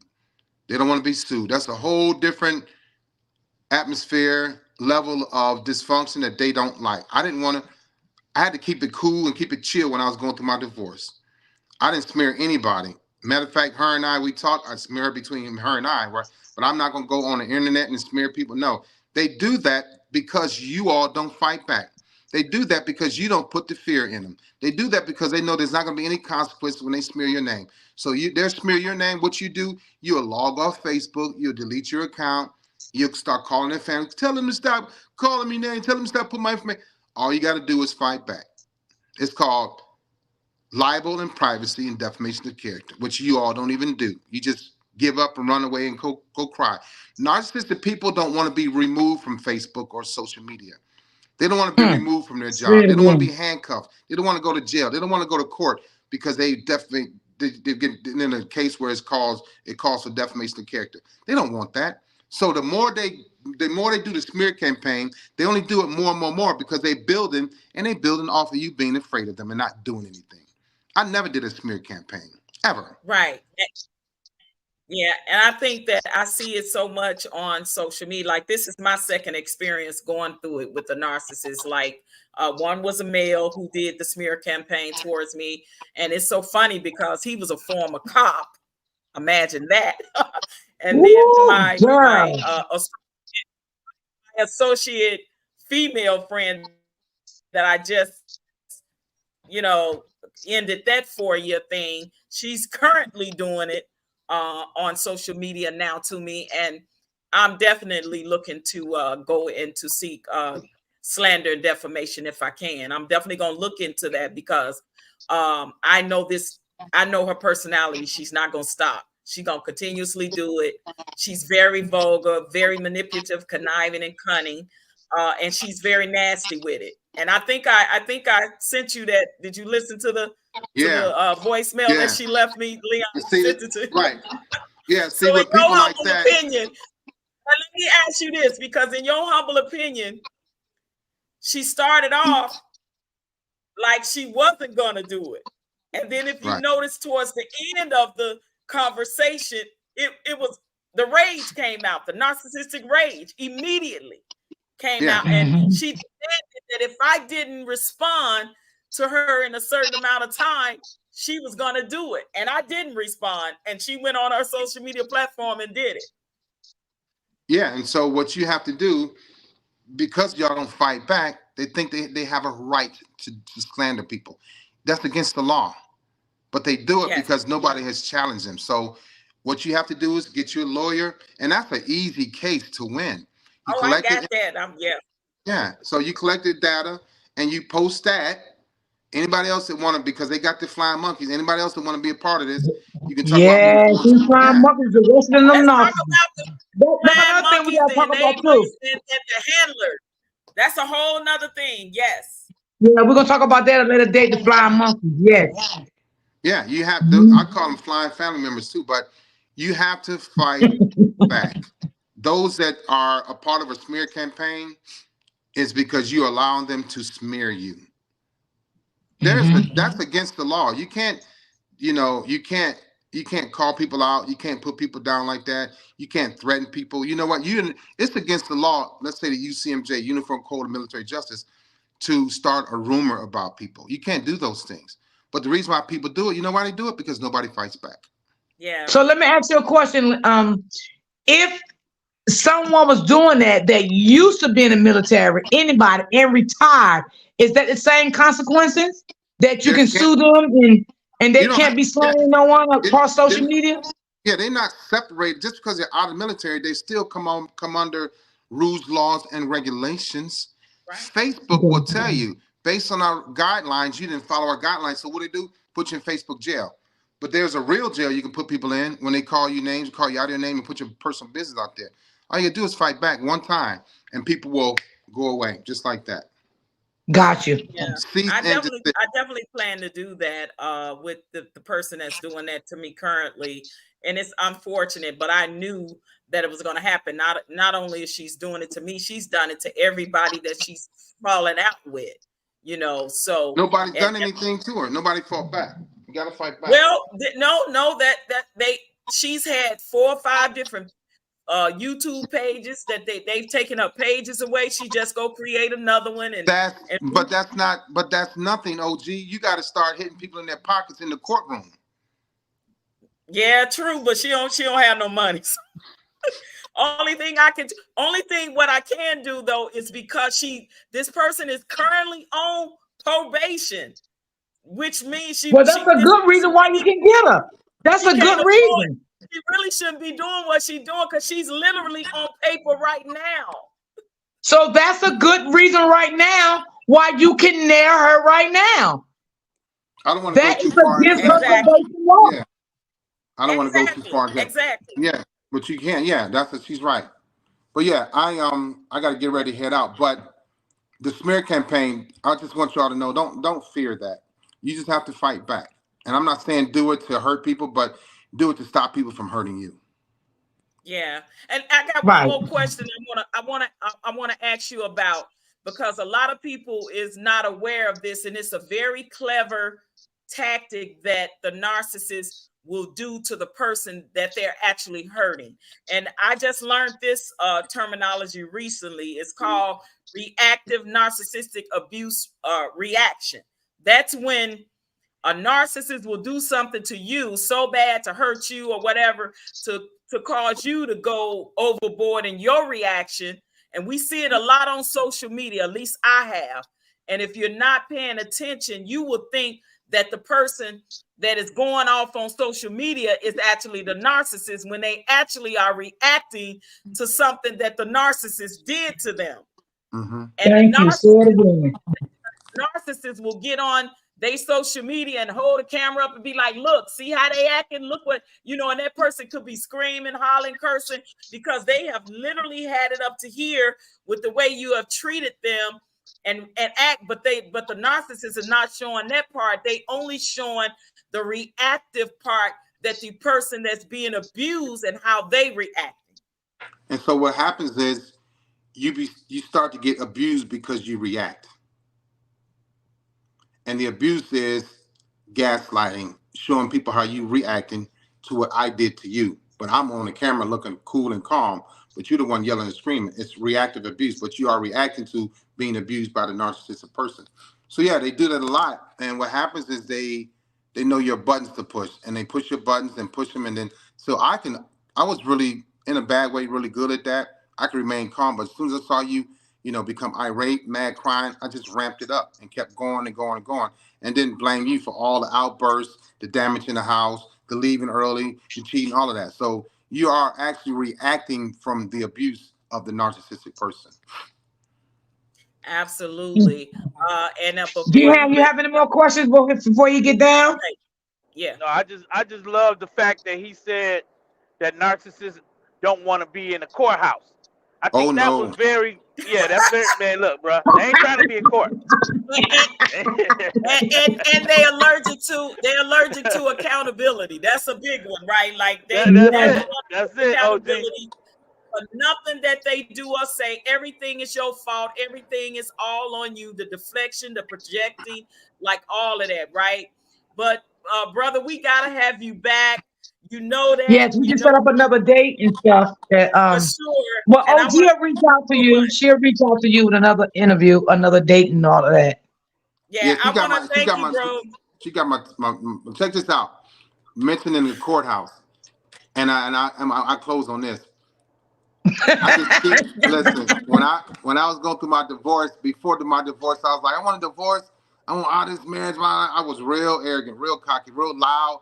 Overbearing, always overbearing, over the top. Man, we got to court, and I turned into a little bitch, and I whispered to my wife, I'm like, look, that's why I can tell you, I know they don't want to go to court. They can't tell me anything different, but I whispered to my wife at the time, before we got divorced, like, look, can we just settle this outside? I don't want to be in here. Before court, I was like, high powered, cocky. I'm like, yeah, man, we got in that courtroom because you're in front of everybody. They air you out in front of everybody. And I was like, a little turtleneck. I'm like, I don't want to be in here. I was like, can we leave? She's like, no. You want the divorce? So I'm like, oh, it was painful. Narcissists don't like being exposed. No. Narcissists do not like being exposed in any kind of way. And next time you come, I want to get more in depth in talking about what it is to be a narcissistic parent and things of those natures. I want to go in depth with that. So, brother, I appreciate you. Please, before you leave, please give everybody all your social media handles so they can go and follow and support you, and tell us about your future endeavors. You know, I got your book right here, right? Like that's one of your books, because he's a published author, which I need to get this autograph. When am I going to see you to get an autograph? Yeah, no, I got to do some touring. I need to get with my PR and start scheduling that. But I love you so much, King. Thank you so much for coming on my platform. You don't know, I really appreciate this information. You know, because I dealt with one for 10 years and it was not easy. I mean, yes. You know, so I really appreciate you for coming up. I really, really do. I appreciate you. But on social media, Leon R. Walker Jr. on TikTok, Facebook, Instagram, and YouTube. My website is www.leonrobertwalkerjr.com. You can find me anywhere. You can Google me. My information comes up. I'm working on my fourth book. It's going to be an autobiography. My first book is called Broken. All of my books are on Amazon, Barnes & Noble, Goose, Zooks, whatever they call it, Zooks, Goodreads. My second book was called Love Ship. My third book is called The 7 Loveless Traits That You Have. And the third book. And the fourth book is called If I Can, You Can. It's an autobiography. My books are on Amazon and Barnes & Noble, so they're everywhere you can find them. $22, $23, pretty cheap. But yeah, and Leon R. Walker Jr., you can find me anywhere on social media. Thank you so much, King, for coming up. Thank you so much. And OG, we can set another date up, and you can come back to the platform, and we can have that conversation about the parents. Parenting, we can also going through the whole child support, how they drag you through court doing the divorce, the child support. It's a mess. It's always messy when you're dealing with a narcissist. It's no matter what, breakups, everything is always messy. And I want to let you have the last words, Brother Leon, before you leave the panel. Just remember that you have to start identifying, since they talk about narcissism for the last few years, you don't have to be able to, but just go with your gut instinct. A lot of women, you know what's the problem with most women, y'all stay too long.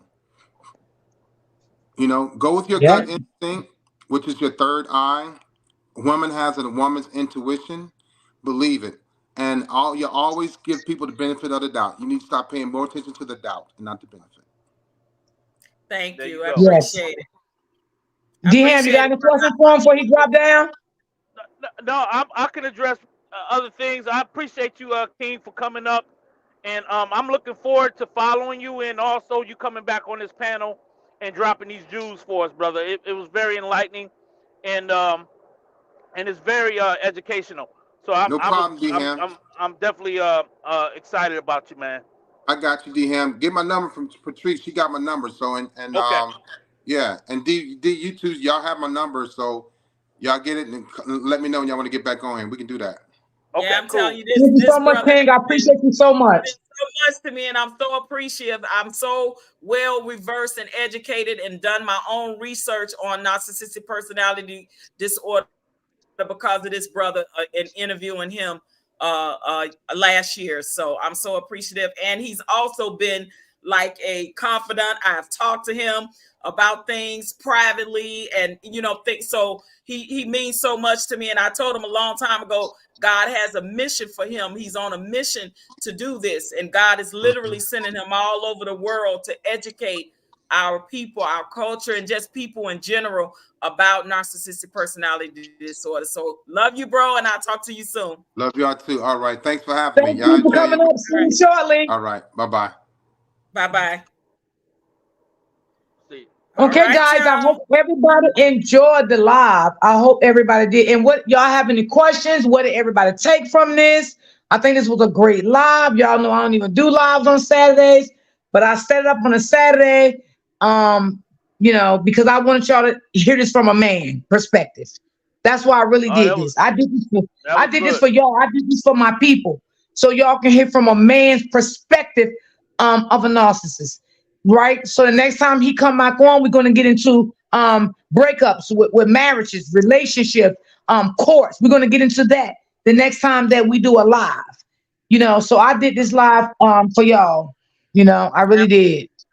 I Yes, agree, and D.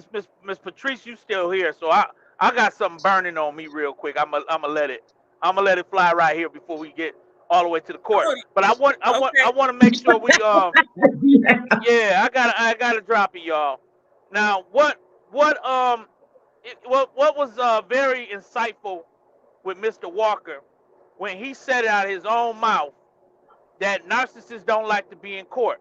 Now you can see how intelligent this brother is, right? But when you are behaving um in that narcissistic behavior, you're not making smart choices. And so when you get in court, that person who's been an empath probably got all kind of receipts on how you've been acting that now is going to show up in court and you're going to be exposed, right? So what I find crazy in this saga is that Lyonia, she be trying to come across like she's so intelligent, so smart, but she be putting falling in all kind of ditches, right? This is going to be bad in court. Go ahead, OG Yep. Patrice.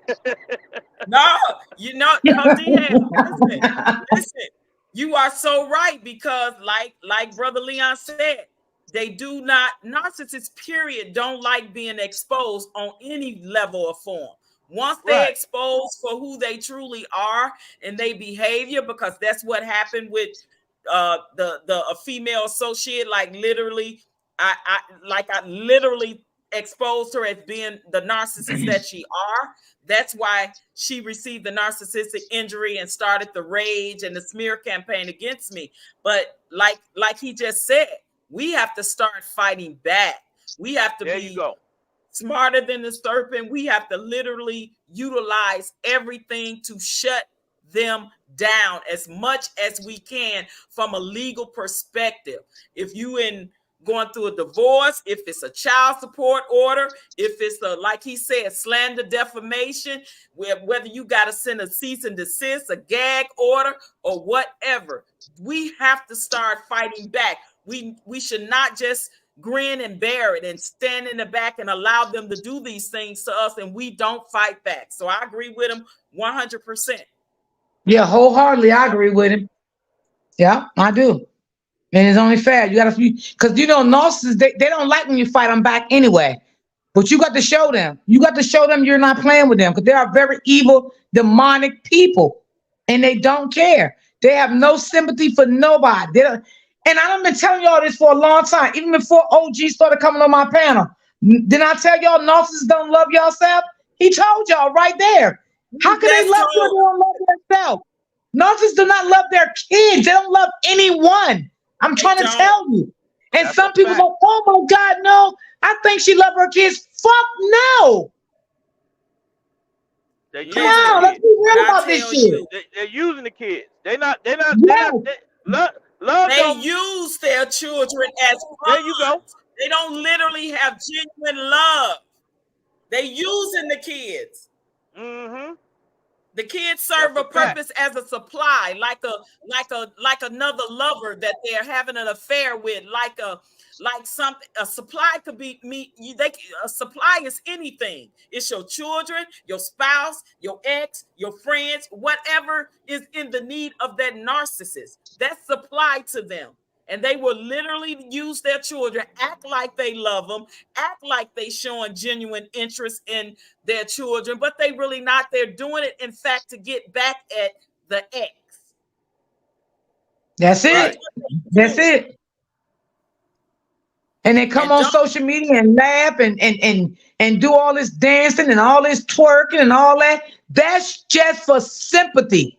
They are projection, really hurt Yeah. inside. Yeah. projection. Let me say this, the open book. He did say he go to church. He just said he just took on. He used to couldn't stand being in church or church women, but because of his growth and because of where he's at now, he just took in or accepted someone to be his pastor. So he did say that. Oh yeah, he did say Yeah, that. Right, he yeah, did. yeah. He did say that, and also he didn't say it on this platform, but I know when I interviewed him before, he talked about how doing these videos and going all over in speaking functions and platforms talking about it is a form of therapy for him as well. Yeah. And now he's saying Right. even psychologists and psychiatrists are using his videos to help with their clients, which I think is amazing. I think that Right. I think more of us are waking up to knowing what it is and the experience from being in a relationship and just not being able to quite put your finger on what is wrong with this person.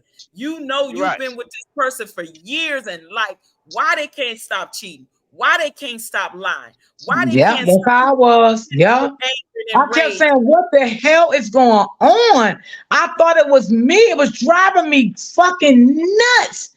And Yep. I mean, he would have 2 and 3 women at one time, and I knew it, but I was always afraid to say anything because I know what it would lead to. I The know what it would rage, lead to. the Yeah, and rage that's is why I tell narcissistic women come rage. in my chat, don't accept a man treating you like that. Don't Yeah. accept that. And D, you got to a point, like you said, where you wouldn't say nothing because you know that would enrage him, and then he would use that as an excuse to leave you to go cheat with one of them women. Yes, yes, yes, That's what they yes. do. Mm-mm. And what I had already been saying, right before OG came up, why they like empath women. He just said and told y'all what I said, why they like us.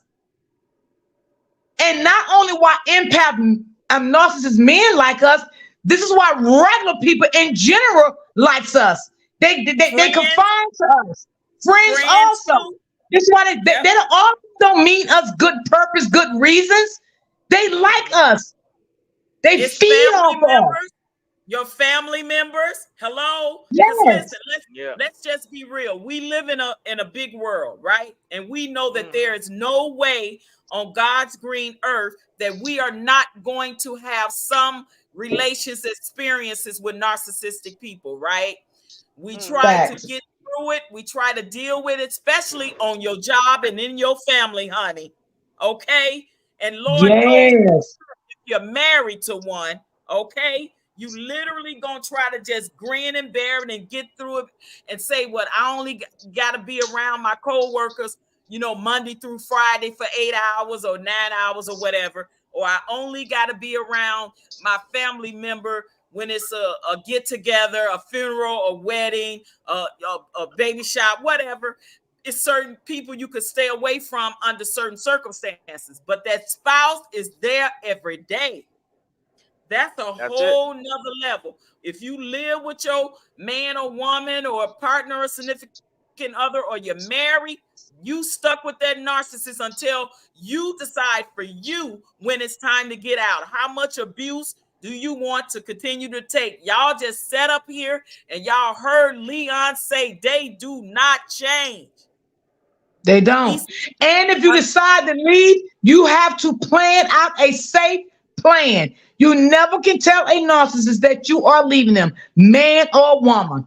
Okay? Because it might not end well. So you have to tell somebody that you know you can trust. Is not going to go back and tell the partner, you're planning to leave this relationship. This is where you're going to go. Never stay in the same town as a narcissist. You will want to move further away from the that's narcissist. the ones that are physically abusive. Yes. Right. Yes. So I'm just, I'm telling y'all, I've I been there, want and to that's give why I can talk a about it. if I may, D, I want to give a shout out to my girl Kimmy Love. She was in the chat earlier. I don't know if she's Okay, still I here. did see a lot of new people, and I told them to subscribe to Yeah, my channel. yeah, she's Yes. actually one of my sisters that's going through it with the same very person. She's doing it to both of us. So, and Kimmy, Okay. she got a platform, so she fighting back. Trust and believe, she fighting back. Oh But yeah, I'm gonna go the legal route. I'm gonna do exactly what Leon said and go the legal route because that's the best way to go. That's the only way Yeah, you're gonna. it is. But sometimes, it's not good to keep giving people your attention like that, your energy. Yeah, you Like he got said, go the to legal fight back. route. You lit and you gotta fight back. When they lie on you, you fight back with the truth. You fight them back with the truth. Every time they come with a lie, you fight back with the truth. You give them the truth. They can't stand the truth because they are habitual liars. They are pathological liars. They're literally lying to everybody that will listen and anybody that will listen. Of course, we know they got the enablers, the handlers, the flying monkeys, the you name it. They got it all, right? Absolutely. So and all of those people are against one little you, but you got to stand strong and tall and fight back. Yes. I totally agree, and that just shows you the level that they go to OG, that they will that they will use anything that they can use, whether it's a child, whether it's enablers, flying monkeys, whatever they can use, they're going to use you up Yeah. for their benefit. Yep. Okay, and Absolutely. so that's why we in this saga. I'm telling you, that's why I know for a fact. That's why I've been fighting that side over there. This is why I know that they're gaslighting, they're flying monkeys, they're Yep. they're using all kind of Deflecting. lies to try to protect and shield from the truth. Because when we over here spitting the facts, we over here speaking truth to their nonsense, they can't stand it. That's why they start Oh yeah. talking about you, trying to talk about your spouse, talk about who you are, try to make it look like you ain't who you say you are. All of these things that has nothing to do with the Gaslighting, facts. deflecting. Absolutely. I like right now, she's literally on her platform. She's trying to age shame me because I'm older. She's trying to age So you shame are me. beautiful, honey. You are beautiful. No, but literally, like she talk about how I dress, talk about how I look. Those are all surface things. Because when you literally don't have anything else to say about a person, oh, she trying to talk about and say who I'm effing and essing on, like lying Yeah, on me, like just all kind of nefarious that's things. And it's facts so now. unfortunate that this person, I tell you, the very thing that they do to you, they are the ones that's doing it. Trust me Yep. when I tell you. When they say Girl, you on it. you effing and effing on this person, that person, you had to F your way to this and S your way to that, and you cheated your way to this, and this person you was going with this married person. That is them, y'all. Yep. Trust me when I tell you, because I know for a fact everything she's accusing me of, she's actually doing or have done. Yes. Yes. I So appreciate That that, is OG. how they roll. I appreciate Deflect you, OG. everything that they're doing, they Yeah, project it on you to make you look bad. I told you that is a form of how they try to make you look bad in other people's eyes because that is truly the way they feel about themselves. That is how yes. they feel Absolutely. about themselves, y'all. So they do the girl, smear you speaking campaign to truth. try to make everybody think that you're this ugly, nasty, mean, horrible human being when that's how they feel about themselves. Mm-hmm. Just And they take heed. never That's stay all I'm saying. quiet. They never stay quiet, y'all. When they do get quiet, the only thing they're doing is coming up with a new master plan. That's it. They don't stay Exactly. quiet for long. Hey, D, how many Exactly. times And have we heard? I've been. you gotta fight back. Hey, how many times, Go ahead, D. D? How many times have we heard? I've been quiet. I've been quiet. Yeah, because she's You thinking up ain't another been master quiet. plan. She's thinking up another master plan. When things get quiet for them, baby, you better put your guard on. Yeah. You better gear up, because baby, they coming back. They don't stop. Yeah. Ain't been And quiet. They there don't is a stop. thing, like Thank you, Ms. Leon Rosie. said, ways to fight back. You got to file them legal papers, defamation, slander, maybe a cease and desist, a gag order, something. Start the process. Especially, like I said, she's literally on papers right now with the law. She the last person that need to be doing this. And guess Girl. what, y'all? Guess what? She used me as a reference on her bond. Oh wow. Oh wow. Yeah. Girl, you got a case now. Yeah, you you gonna have definitely to take do. it there. You're gonna have to Yeah, take you're it going to all have the to way take it there there. now. And that's the thing. Like she, I know her malicious, meticulous ways, but yeah, I'm gonna have to do what I have to do. Period. Yeah, you're going to have to shut her down with the law. Because one thing Absolutely. about a narcissist, you hear what he said, and I done told y'all this before. They don't like court. They don't like authority. That's the They only don't. thing going to shut them completely the hell down. That's it. You're going to have to fight them in the court of law. Hey, Miss Yeah. Lewis. So And it's I'm sad. hoping. Yeah, I'm hoping everybody really heard the things that he said, because if you are in these type of toxic relationships, you guys, I'm telling you, y'all heard him say it. He said the person that he was, he would not want to be with that type of person. He's constantly working on his mental health, constantly working on his cognitive skills, therapy and things of that nature. And you have to want to change. Did y'all hear him say he wanted to change? Right. That person has to want to change. But like he Yeah. said, he will always be a narcissist, but he's working on the change. It's a process. Just like a former addict, you're going to always be a recovering alcoholic or recovering, drug addict or whatever, and you subject to change without notice. All it takes is taking that one Yeah. hit or that one drink, and you right back Right. down that And for spiral. You now, have to make for the him, choice. it's people, places, and things for him right now. So he got to be careful who he be with, who he talk to, all of that, because things can trigger him, because he is in therapy and he is seeking help for this. So he has to be careful who he get involved with, talking, and all that. Places he be, dating. He has to be very, very careful of the things that he do right now. Yeah, it's just like he said, it's just like recovering from a drug, being a drug addict, a drug user, I would say.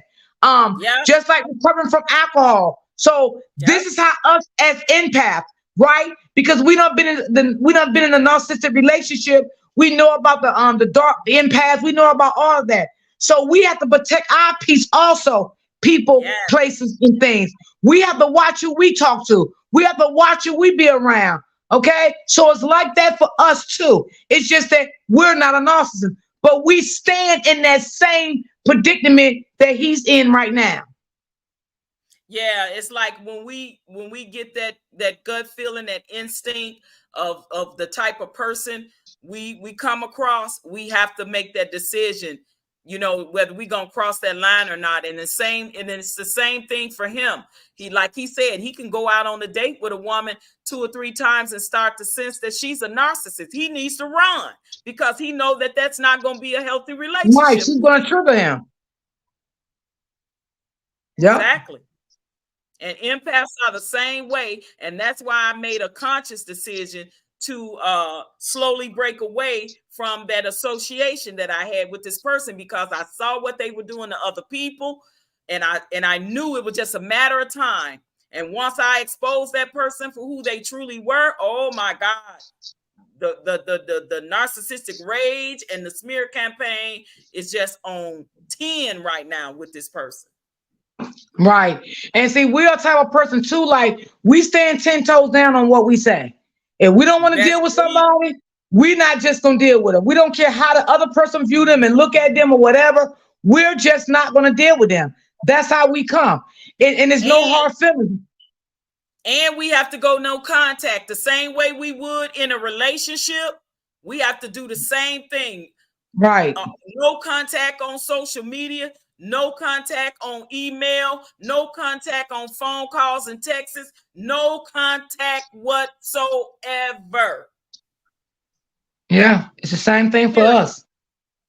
It's literally like you have you just have to just, it's like mourning the death of somebody and getting it over with. Like, Right. that's how you just have to look at it. Just It's like like grieving. My counselor taught me it's another form of grieving. people come I thank God I'm strong enough to the point where I realize I can be okay with not having toxic people in my life. You know what I mean? Like that, like I don't want that. You know what I mean? I've been in toxic relationships with narcissistic men, so I know what it is now. I got toxic narcissistic relatives. I know how to move myself with around them. I told y'all I moved 1,800 miles away from my family and certain family members that I know is toxic, you guys. And that's literally what you have to do. And when you do have to be around them, certain people, you have to make sure you stand on y'all boundaries. Y'all heard Brother Leon say that. Stand on your boundaries, and they ain't gonna like it because, honey, they love to try to penetrate your boundaries, and they will do it. And when you don't let them do it, they cannot stand that. They hate that. They really do. They really don't like it, and they will do anything they can to destroy you. So you just have to be careful, And that's why I say, sometimes, people be want to reconcile friendships, relationship. It's not worth it, y'all. Not God with a is telling narcissist. y'all. Not with a He telling narcissist. you. He's telling you it's not worth it. God could be saving you for something. Maybe this person is a narcissist, but you don't know them about a narcissist, so you're not understanding what is God saving your heart from. But sometimes it's not good to save. Just move on. Pray for them, forgive them, and move the hell on. Sis, the main reason why they want to come back in your life is to destroy you even more. They hurt you even more. Because they literally are never going to forgive you for leaving them for the first place, breaking the relationship, breaking the friendship. And this is why I say too, OG. I promise you they can hurt you more. That's why Brianna did what she did to LaTruth, because LaTruth didn't want her back. But if LaTruth would have took her back, she would have, honey, gave that man the business for leaving him. She would have gave that man the business. It was not over. But when that brother told her that Robert did not want to reconcile that relationship, that marriage again, she went into a rage because she knew at that point that her controlling was over. It was over. It was done with, and she couldn't handle that no more.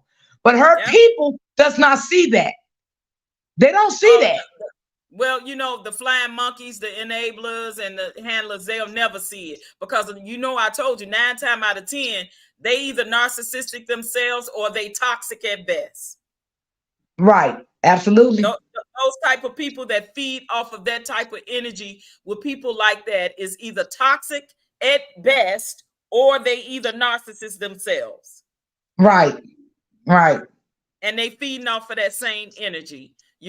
Honestly, whether it's a friendship or a personal relationship, do not, once you be gone, because I promise you, if you allow them to hoover back in, have any type of relationship or friendship with them, they will break you down even more because they literally are still upset with you for breaking it off with them in the first place. So that's their way of wanting to break you down and making you pay for leaving them and breaking off the relationship or the friendship in the first place.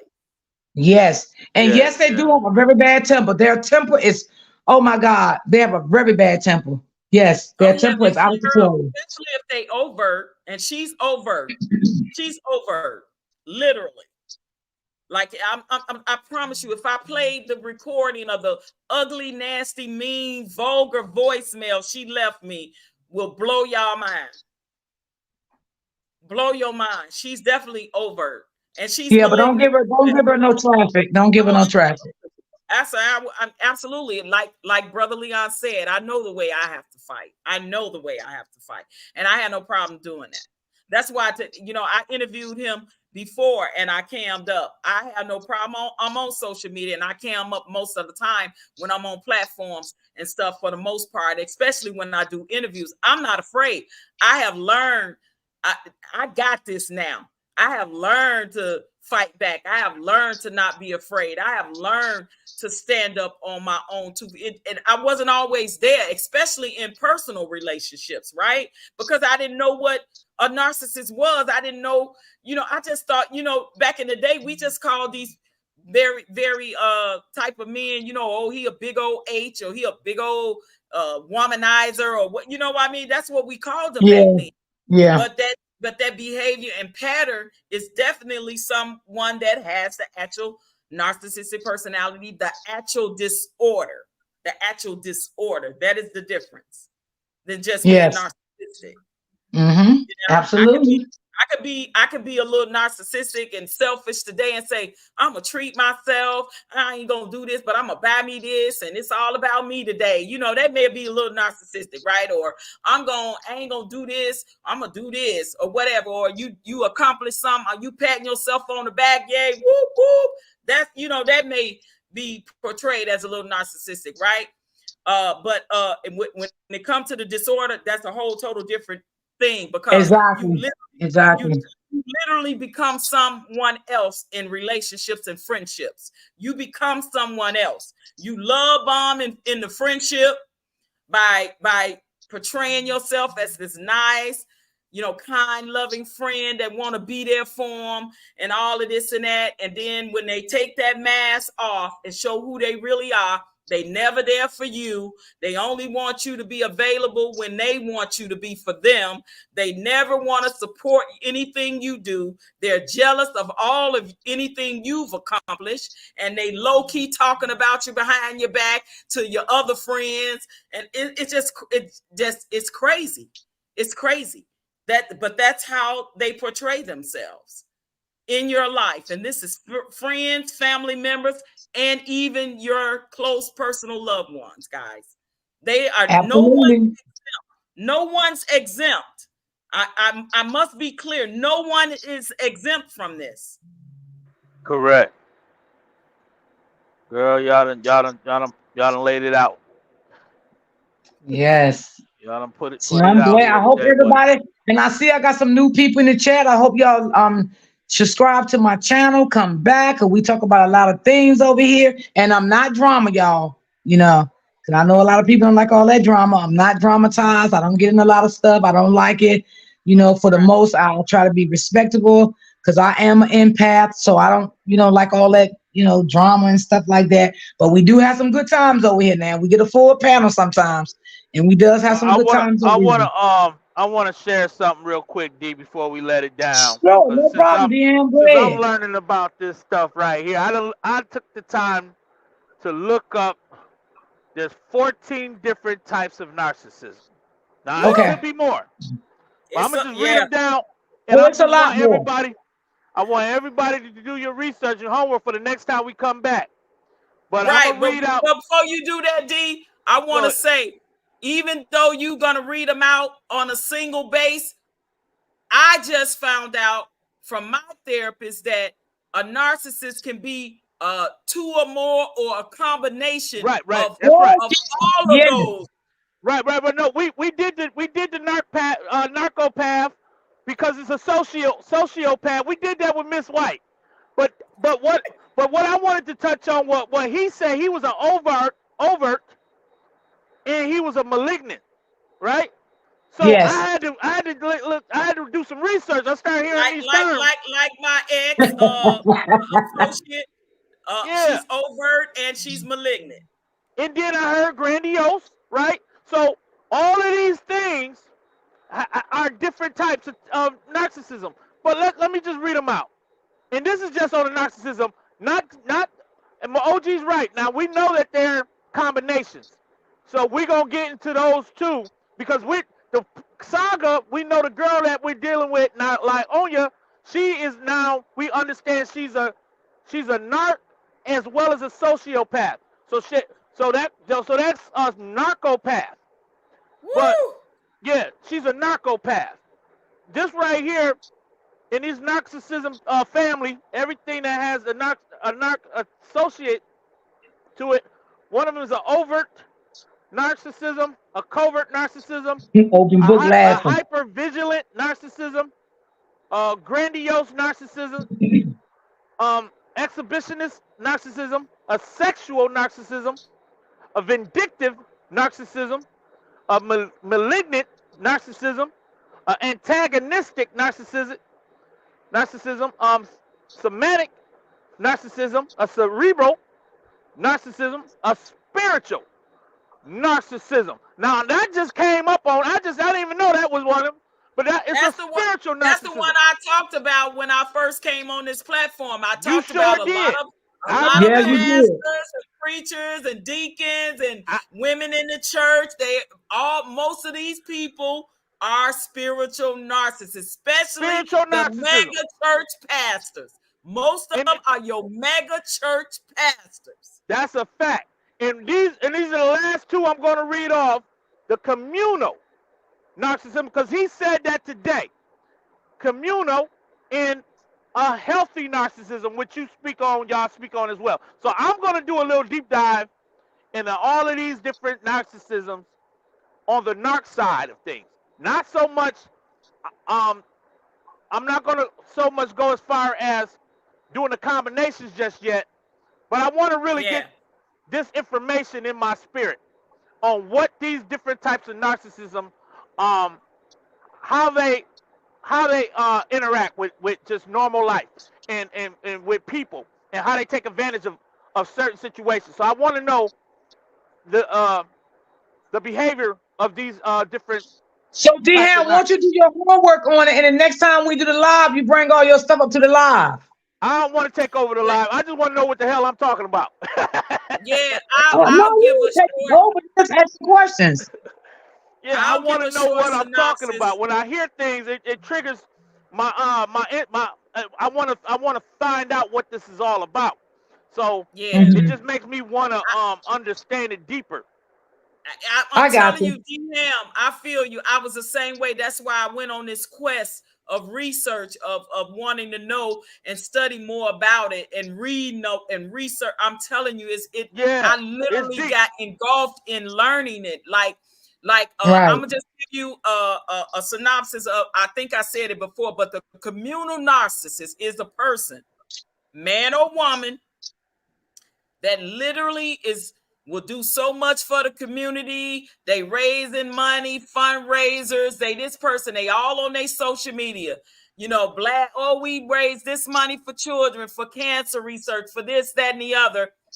And they are literally narcissists to their co-workers, their subordinates. They go home and be narcissists to their spouses, to their children.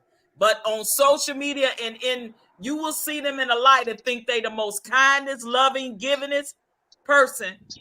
But behind the scenes, they are this toxic person that is being a straight up a-hole to everybody else that's in their life. But you looking at them and you couldn't tell because they do all this charity work, all this giving, all this raising money. They do all this for the community, this, that, and the other. But literally behind the scenes, they are a horrible, toxic human being. Well, you just said it, OG Patrice, because I've been hearing that word community a lot lately. And you own something right there, girl. So I'm going to be doing my research. I got to figure this all out. You know what I'm saying? Hey, DM,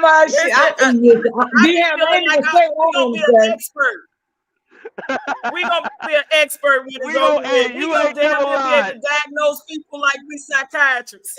You ain't never lied. But I appreciate this live, D. Y'all are the truth. I love you two queens together on this panel and speaking from your experience as well as your wisdom. Thank y'all so much. You're welcome. You're welcome, DM.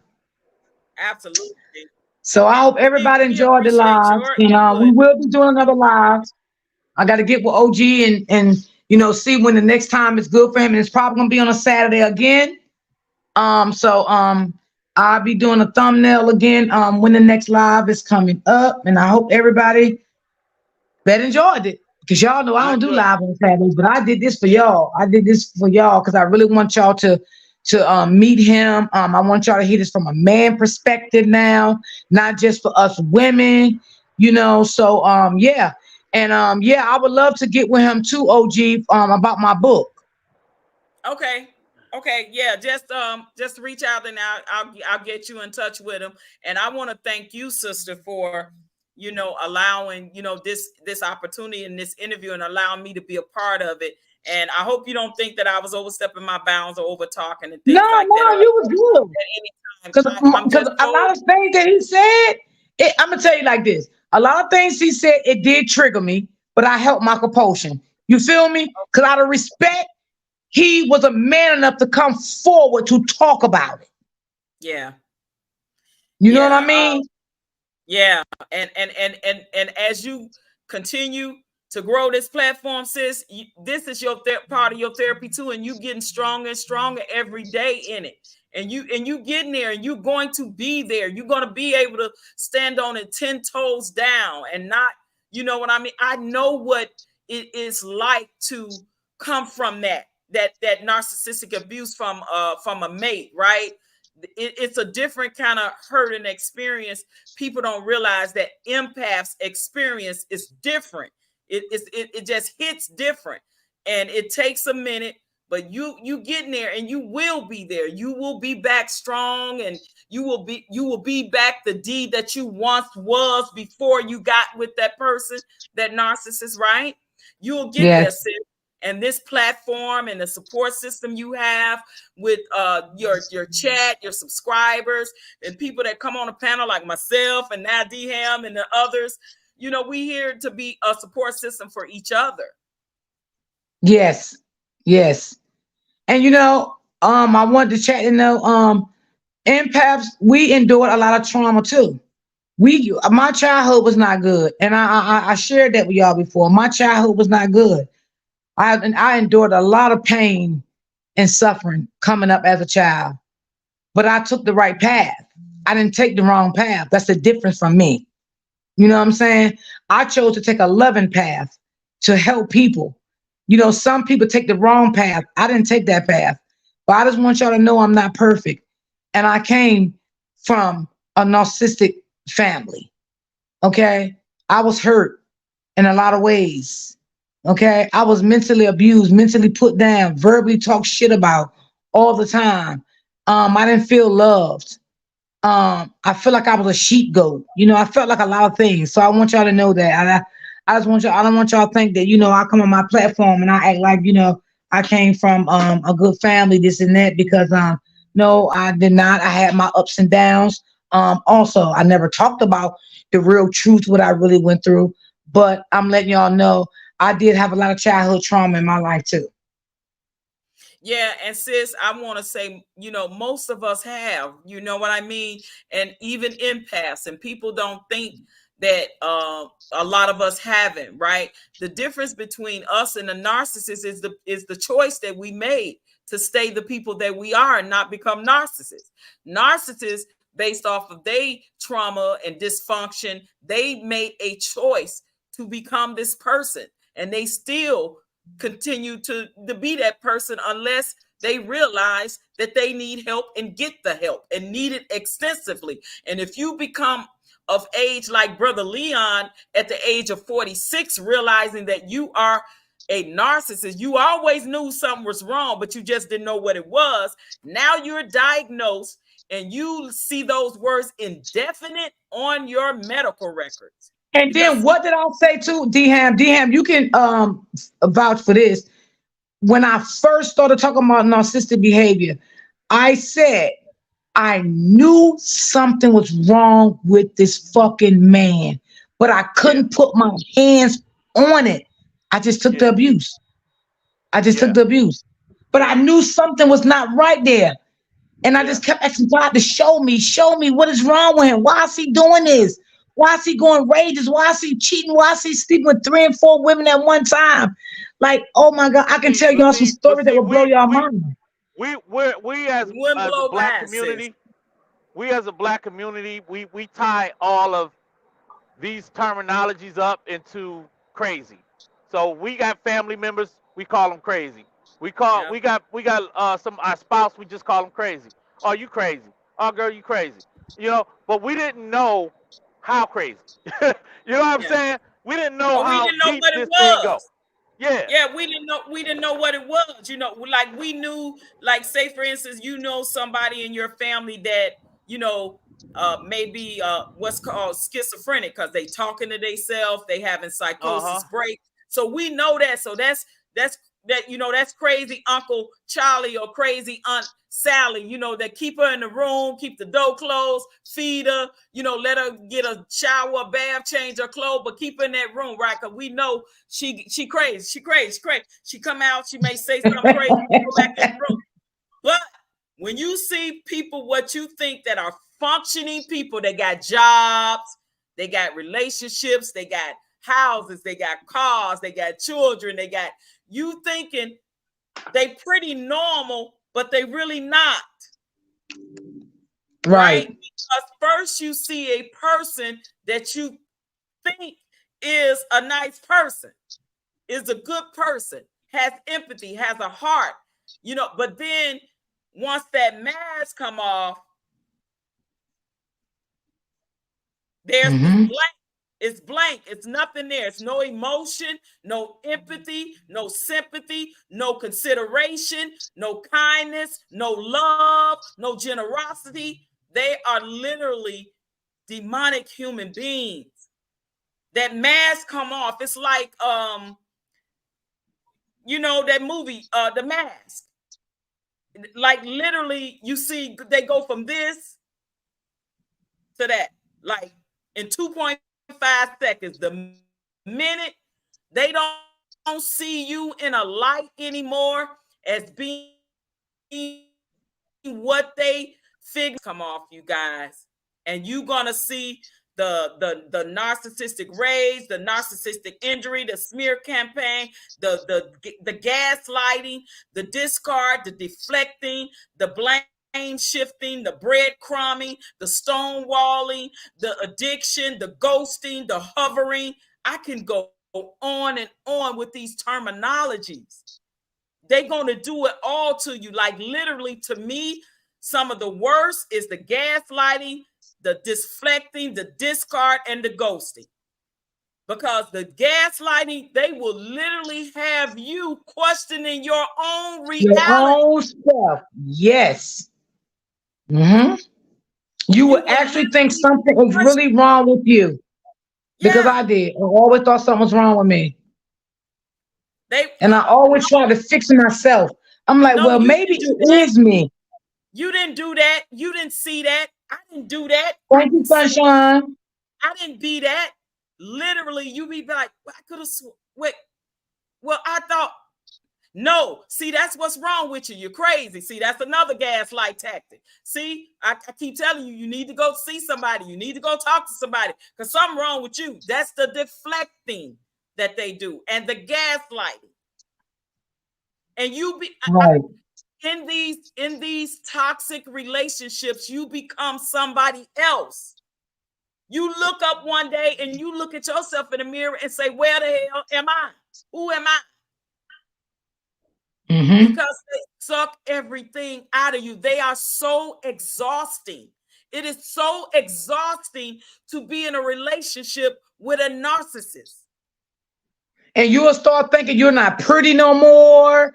You'll start Oh, thinking yeah. all of that because that's how they're gonna have you thinking. And let me tell you something, I always was a fly girl until now. Okay. But when I was fucking with him, I didn't feel that way no more. I did Yep. not feel that way no more because Because he made me feel low. they'll start with the little verbal where you know you done gain a few pounds. You might want to get in the gym. You know, you starting to look a little pudgy, or you know, you need to, you know, they'll just start the little nitpicking on your self-esteem, guys. That's what they do. And honestly, Mhm. that is how they feel about themselves. They'll start nitpicking with you. You again, gaslighting. You'll start questioning your own reality. You start thinking something wrong with you. And literally, in order to prove that you're not crazy, again, You may have to get cameras. You may have to record, like, and then they still will lie in your face and gaslight you again. After you are because we were together, he didn't want cameras in my house. He didn't want no cameras. red-handed, and they still will look you in the face and lie to you. He said, no, we don't need no cameras in here. What we want cameras for? Not knowing the whole time he didn't want cameras because of him. Because I didn't know he was a narcissist then. I just kept saying, okay, baby. He was like, what he said, I don't need no cameras. What the fuck we need cameras from? Look at me. Look at me. Who I am. What? Come on now. Because he was the big dog. He was the big dog. I ain't gonna lie. You know what I mean? So he possessed me. I'm this, and you don't need this. Yep. And the little manipulating tactics, like Leon said he would do with his girlfriends once he knew that they family or friends saw through him for who he really was. They don't need to come around. They just trying to break us up. You need to stop hanging with them. You need to stop going around them, because they know that person see who they truly are. So they literally are trying to triangulate and pet that person against you and you against them. It's cunning. They are master manipulators, and they are groomers. That's what they do to you first. They start to groom you, then they start to gaslight you, hooving you. Yeah. Talk about the grooming that they do to certain people, especially if you are naive and gullible, if you are maybe young or immature on life and things. They will groom you. And they groom you very well. They groom you very well. Absolutely, they are. Pay attention. Pay attention. And it's so imperative for you to raise your children early on to have empathy, guys. Yes. They have to be able to express empathy as children. They have to be able to express their emotions as children. That is so important. And I tell you, when your children are telling you that they don't like to be around somebody or they uncomfortable around somebody, listen to your children.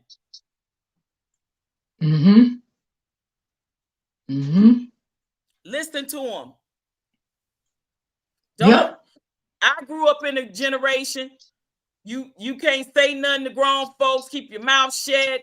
That go in the room and close the door. Grown folk talking. Sometimes you have to let your children express their emotions. You have to let them feel. You have to let them have empathy, have sympathy. You have to let them be able to express their emotions. Let them tell you how they feel.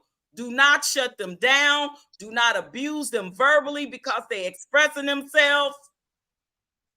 Because that is the perfect setup for that child to become a narcissist. Because that is the first trauma experience that they will experience if they haven't experienced verbal abuse, physical abuse, or sexual abuse. Right. Like Leon said, he was experiencing that trauma early on. He was a bedwetter. Pay attention to if your child is consistently wetting the bed. That is a form of some type of trauma. Yes. Yes. Absolutely, sis. Absolutely. I cannot express that enough, y'all. It's so important that we know what type of people we are dealing with in our lives so we can know what type of relationships and friendships and situationships we want to allow ourselves to be in, that we want to allow people to engulf themselves in our energy, in our space, in our lives, because that type of abuse from a narcissist works on the psyche. Right. It works on the emotions. It works on the physical. It works on the spiritual. It works on the esteem. They literally are demons to break you down. And you cannot allow it. Stand up for You'll, yourself. Stand you'll up mess for yourself. around, your hair start to falling out. You're gonna wonder why you losing your hair. I mean, it's all type of things can happen to y'all. I'm seriously, I will not lie to y'all. I'm telling you. I'm serious. I'm They are so just telling toxic. you. They are so poisonous. I tell you, because the venom and the vitriol that they spew out of their mouth is ugly and nasty and vulgar. They say very demeaning things, deviant things, sexually, like any kind of way that they will smear you, that they will do that to you and abuse you verbally. And Lord forbid the ones that are physically abusive. Those Right. are the ones I say don't walk, run. Run for your life. Plan it. Right. Don't let them know you're leaving because you got Plan some out. that And will that's another listen. thing we're gonna talk about too, sis, how to plan to leave Yes, a narcissist relationship. because they will literally take you away from this earth. I got a girlfriend that lost her life to a narcissistic husband because he found the letter that she was leaving him. Don't write no letters. Mm-hmm. He took her away from here. The kind Yeah.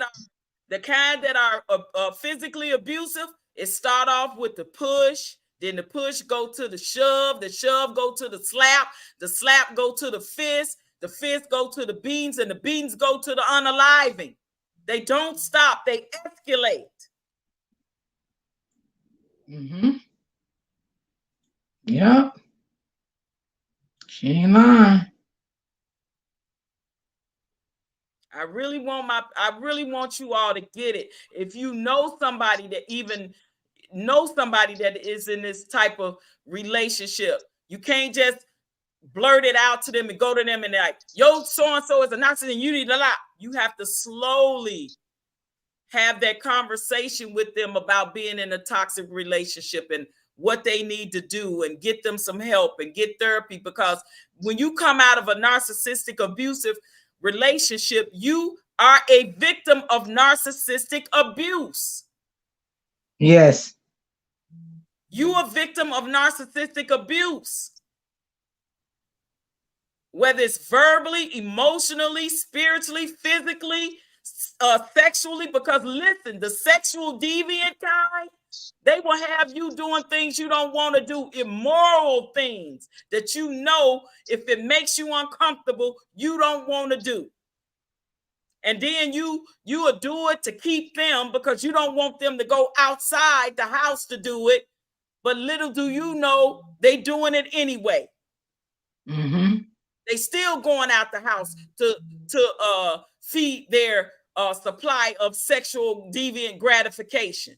And then they got you in the house and doing it. And then they may even tell you, well, if you don't do it, somebody else will.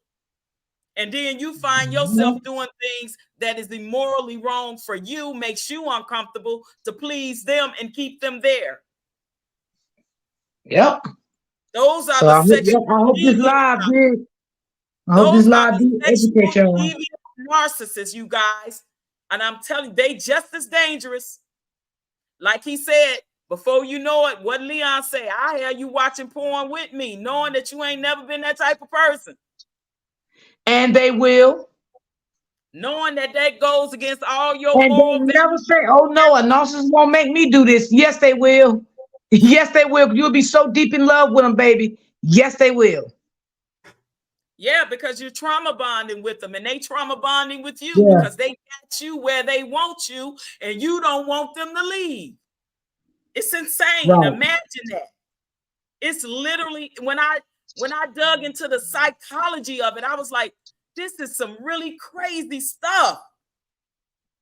Say that Yeah. again, OG. It's Like crazy now. seriously, y'all, this like, and I get it how people trauma bond and it gets hard for them to leave. I was there once upon a time myself years ago in it, and I didn't know what the heck it was. And it took me 4 years to get out of it.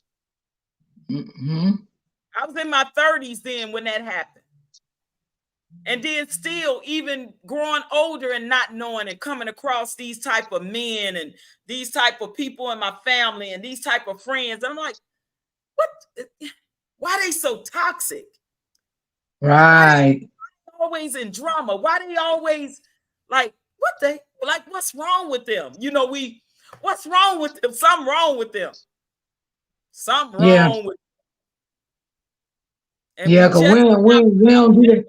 In past, we don't do that toxic stuff. We stay away from it. I don't involve myself in anything like that. I don't care what kind of drama it is. I don't involve myself in it. That's, everybody's got to work it out and just do what they do with it and leave me out of it. I don't get involved in it. Yeah, I just like but my peace. when it's happening to you, especially like he said, the smear campaign part, you got to fight back. We Yeah. gotta fight back, y'all, because if you don't, they would think they won and they could continue to treat you that way. Mm-hmm. Seriously. Mm-hmm. They will think they could continue to treat you that way. And guess what? Somebody else that's watching it, that knows that you Hey, allowed that, Chantel. Hey, Miss come into Ray. your life and do it to you again if you That's let Mm-hmm. them. right. Thank you, Absolutely. Michelle. Thank y'all. Absolutely. Thank y'all, Miss Sexy Ray. We have been delighted today. I mean, this has been something else, Miss OG. You done set us up, girl, and I'm telling you, this couldn't be um the best timing in the world for where we're at in our lives, and a lot of us have been we just been consuming this saga like for real, and now when we look at our own personal decisions in life and we look at our own personal relationships, we can take something from this and go forward in life making better decisions for ourselves. So you have and Miss D, y'all have definitely been enlightened because this is good information as far as dating and courting your next mate if you're single. Yes. If it's really good information for that, so that you don't have to get caught up in the sex and get your mind wrapped up in the sex game more than you need to figure out who the heck you talking to. So Mm-hmm. I think you ladies are talking some real good stuff, and those that's in my chat, just know that this is good information, but do not fully close yourself off for love, but just know Right. what kind of man you around. Yeah, Mm-hmm. and when we Absolutely. I don't know if y'all can hear me. Brother Leon back, when I we can hear bring you, brother, Can y'all hear Dion. me? Yes, I can hear oh you. yeah, when we bring brother Leon back, I also want to talk to him about the things that women and men should know and what we should say and signs to look for when you're dating.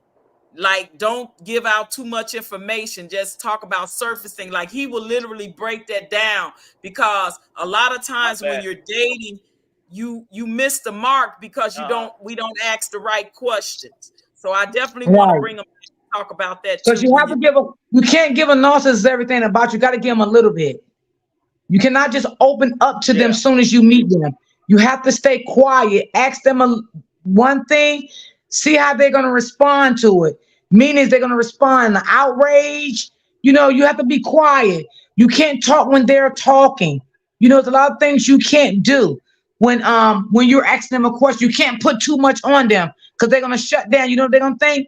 Oh, now you being nosy now, motherfucker. You all in my business. Yeah, that's the things they'll say to you. So you got to be careful when you're dealing with a I, narcissist. You I would cannot say ask them don't. too many questions. I would say don't move too fast. Like Right, get to know their past. Like get to know their family members. Get to know how they treat their children if they have children outside of you.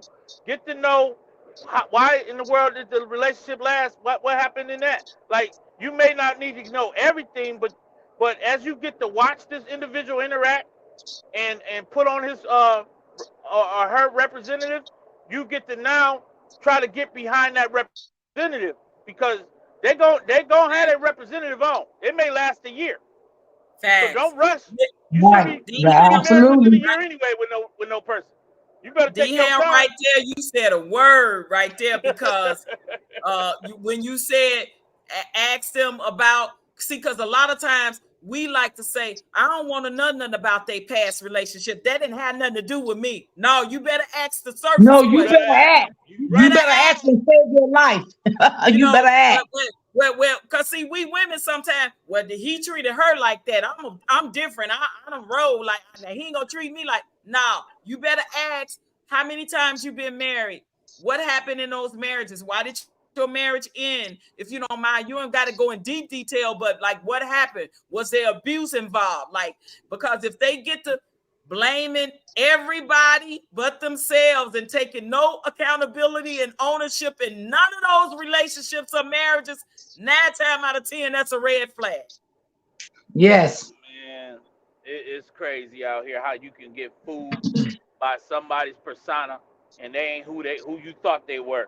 So I'm telling y'all be careful out here in these streets. Be careful.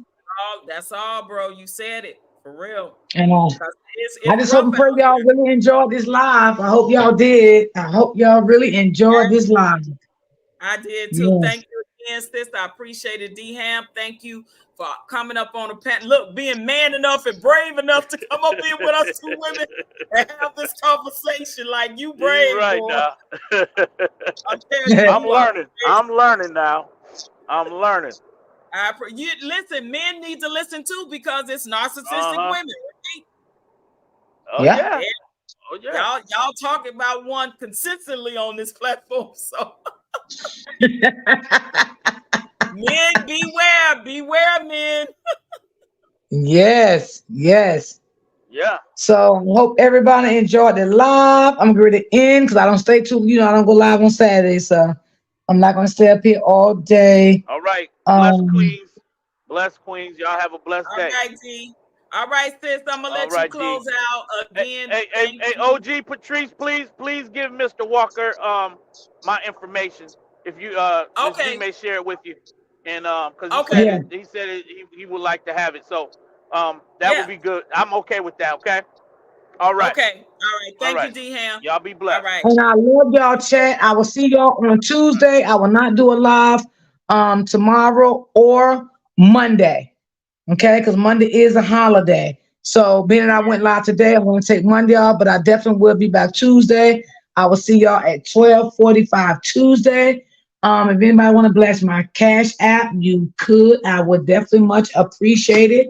And I love you guys, and I will see you guys on Tuesday. Be safe out here in these YouTube streets. Thank you, Chad. Thank you, everybody. Okay, sis, we'll talk. Okay, baby. Thank you. Bye, everybody. Have a good one. Okay. And thank you to all the new subscribers that I got today. Thank you for everyone. Thank you. And I want to say y'all was awesome. Y'all was respectable in the chat. And I appreciate y'all. And I will see you guys Tuesday. Peace and love. And enjoy your weekend. You do the same, Bronx girl. I love you guys.